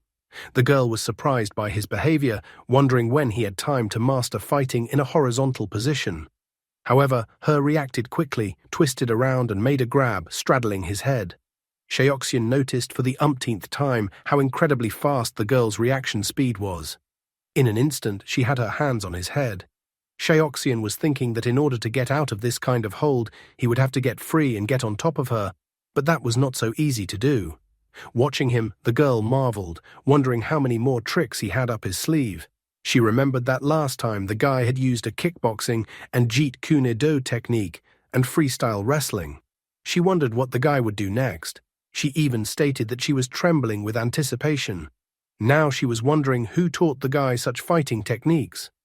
She even thought that he had stolen some secret martial arts book.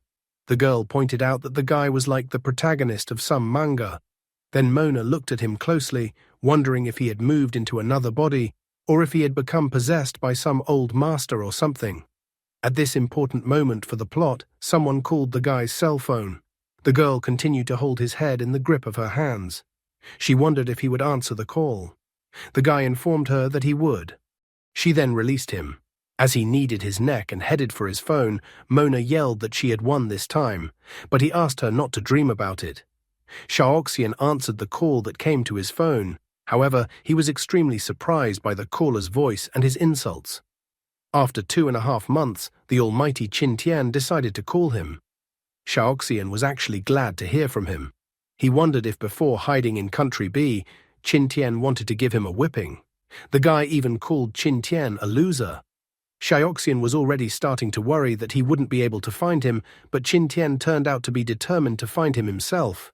Qin Tian was infuriated by the guy's words. He started insulting the guy and saying that the guy definitely thought too much of himself. Qin Tian told Xiaoxian not to think that he was strong just because he was able to defeat Liu Lian. He thought that Xiaoxian was just a dog that could attack stealthily. Xiaoxian was amused by the way Qin Tian was infuriated by his helplessness. Qin Tian started shouting that he could beat 10 people like Xiaoxian with one left. He even promised that Xiaoxian would beg for forgiveness on his knees. However, Xiaoxian only began to irritate him. He stated that was Qin Tian willing to do all this to him just over the phone. Mona tried to eavesdrop on who the guy was talking to on the phone. Watching from the window of the house as his brother got into the car, Qin Tian stated that he would easily kick Xiaoxian's ass. Qin Tian is so hopeless that his brother, with all his problems, has to deal with a problematic pain in the ass in the form of him. Qin Tian announced that they could meet at 10 o'clock today at Hongsan Port. He was incredibly angry, but added that it was just the two of them and no one else.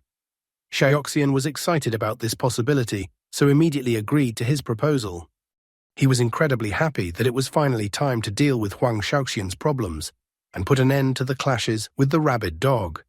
At this moment, he also received a call on his phone from his father. Xiaoxian was surprised to receive a call from his father. When he answered the call, his father wondered why his son wasn't home yet, since it was so late. Xiaoxian tried to justify himself by saying that he had something to do and that they could have dinner without him. However, his father yelled at him that he was overreacting. Xiaoxian did not understand at all why his father was reacting like that. Mona, on the other hand, once again tried to eavesdrop on who the guy was talking to on the phone and what the conversation was about. The father was angry, noting that his son left early in the morning every day and returned only late at night. So the father wondered what his son was actually doing all this time. He even stated that if the guy didn't leave dirty clothes, he would have already decided that his son was dead. He menacingly inquired if his son had a conscience. Mona was still trying to make out who the guy was talking to. Xiaoxian tried to tell his father that he really had important things to do today. However, his father told him to go home immediately and that their conversation was over, and then ended the call. Mona finally realized that Xiaoxian was talking to his father. Xiaoxian regretted that he didn't have a good relationship with them because they weren't his real parents. Besides, he was actually going to take revenge on those bastards who had done terrible things to their real son. Mona approached him, noticing that his parents had apparently just given him a stern talking to. The guy pointed out, however, that it was uncivilized to eavesdrop on other people's conversations. Mona smiled, noting how generous she was, since his parents are very worried, so she wouldn't take today as a training day. However, grabbing her head with his left hand, Xiaoxian asked her not to talk nonsense because there were only 15 days left. The girl asked him not to put pressure on her head. She also placed her left hand on his head, noting that he was a mischievous boy who still had plenty of time. Therefore, she felt that it shouldn't be hard for him to spend at least one day with his family. But the guy pointed out that she shouldn't care. The girl asked him to be honest with his parents. She told him to stop keeping everything to himself and putting on a mask of indifference. The girl even noticed that he was acting like an old man. Mona told him to let her go so he wouldn't wipe off all her makeup. The girl thought about how his parents had given him life and that he should learn to appreciate life and his parents before he lost it all. However, the guy pointed out to her that she liked to pry too much. After a while, Xiaoxian arrived home. His mother greeted him cheerfully, telling him that he was on time because she had just set the table. As he walked into the house, he noticed that it was now 7 o'clock and 28 minutes, which meant he still had until 10 o'clock. The guy was happily surprised to see that they were having Shazhou cuisine today. Mother happily noted that her husband had said their son would be here for dinner tonight, so she decided to make her son's favorite dish. The guy was overjoyed and didn't know what to say, as his drool was flowing in rivers. He wished everyone a pleasant appetite and reached for the food when suddenly his father slapped him on the arm. The father angrily inquired what his son was doing now. He did not understand why his son was touching the food, even though he had not even washed his hands. The father thought he should remind his son of the basic rules of table etiquette. Xiaoxian agreed with the father. He was surprised that his father had such a bad temper, since he had never noticed it before. He wondered why his father was suddenly behaving like this.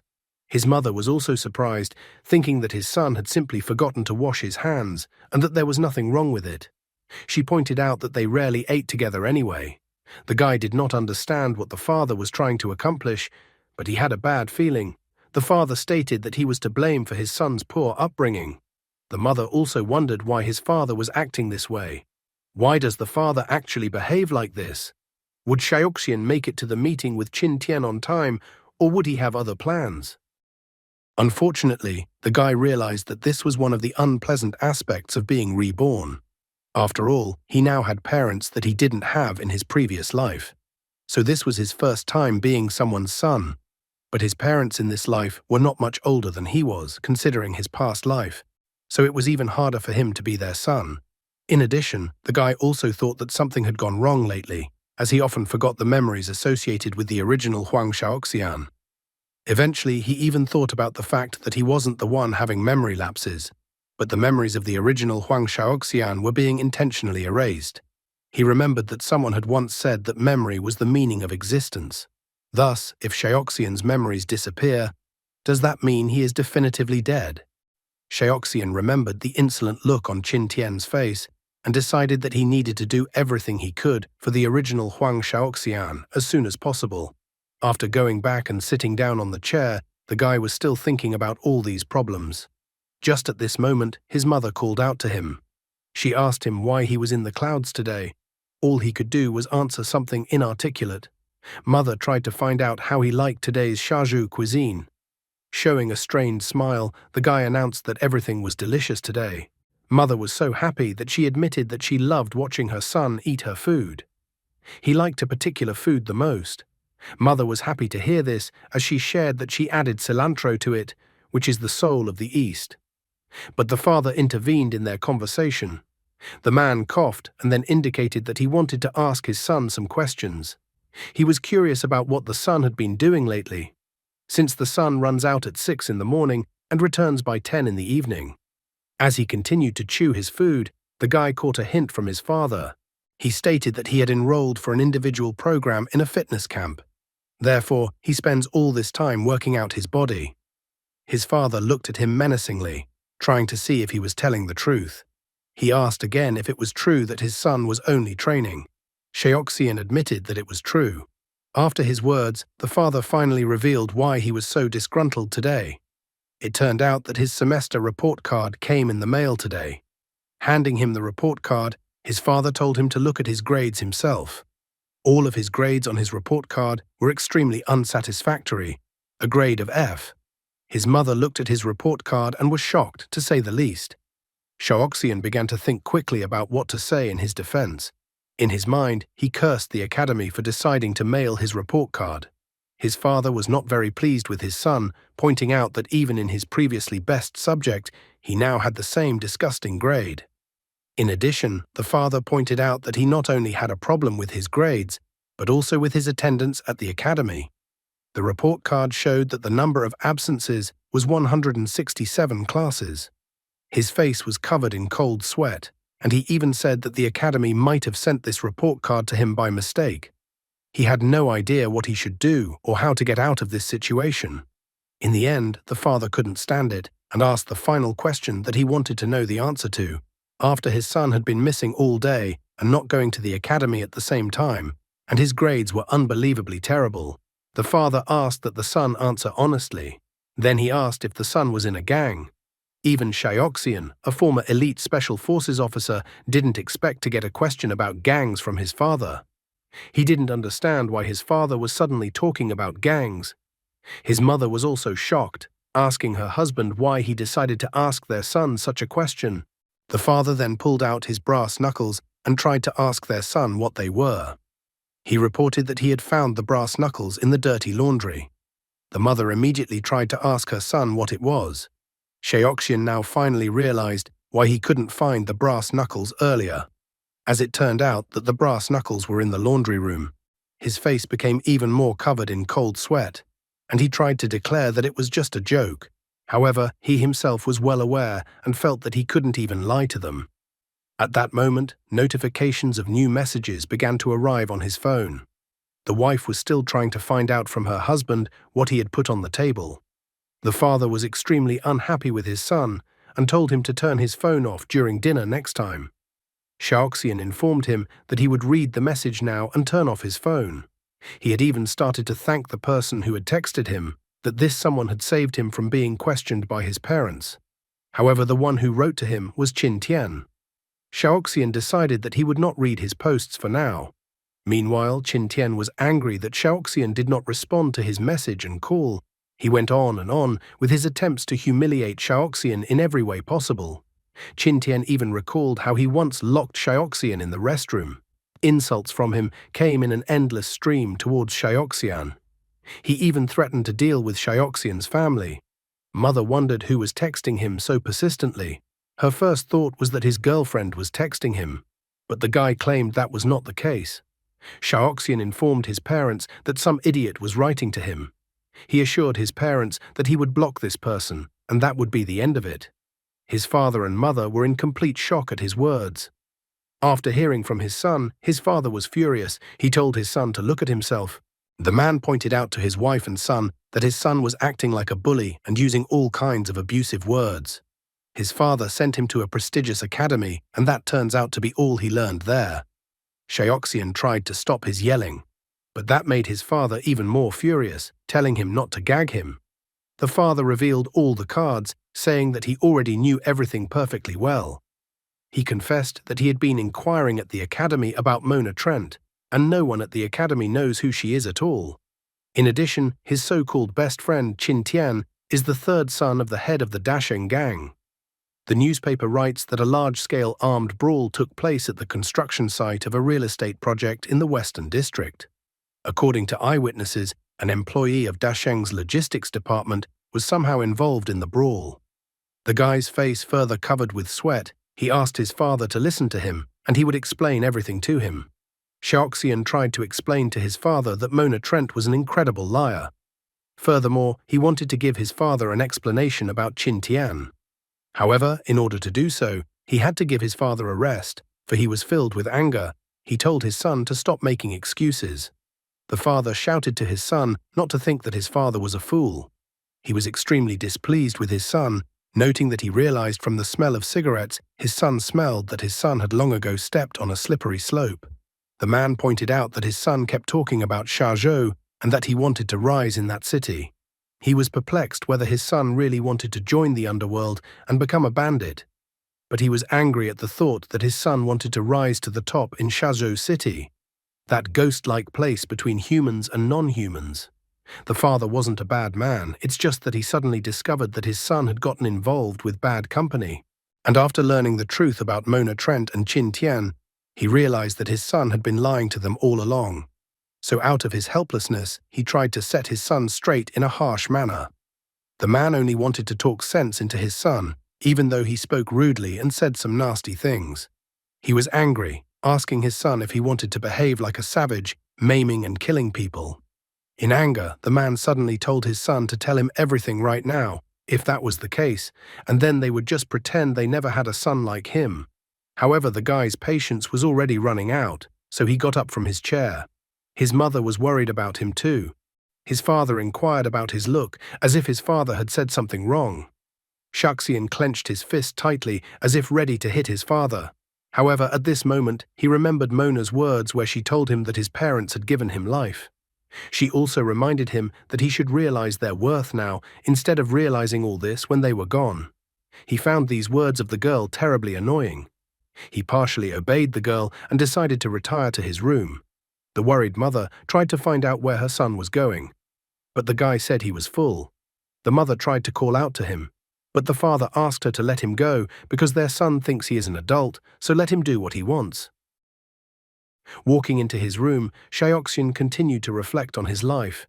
Rebirth was supposed to be his second chance from the gods, but now he was bound by things that never belonged to him. Nevertheless, he did not give up his main idea.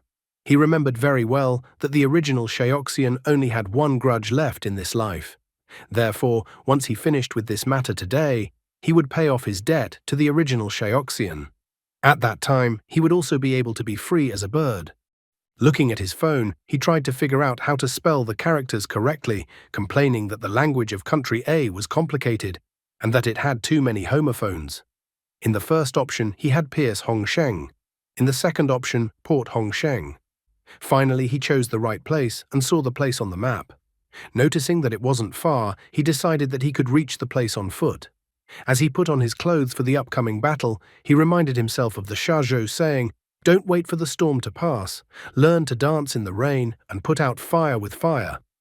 After that, he slowly opened the window and then jumped out through the window into the street, making his escape from the house. What kind of difficulties will Xiaoxian face today, and what kind of dirty move will Qin Tian make? Will Xiaoxian be able to find common ground with his new parents and convince his father that things are not as he thinks and that he was wrong about his son? And that's all for today. Thank you very much for watching the video. If you would like to see a sequel, please like, subscribe to the channel, and leave your wishes in the comments. You can also subscribe to Telegram to know about new videos. Bye everybody.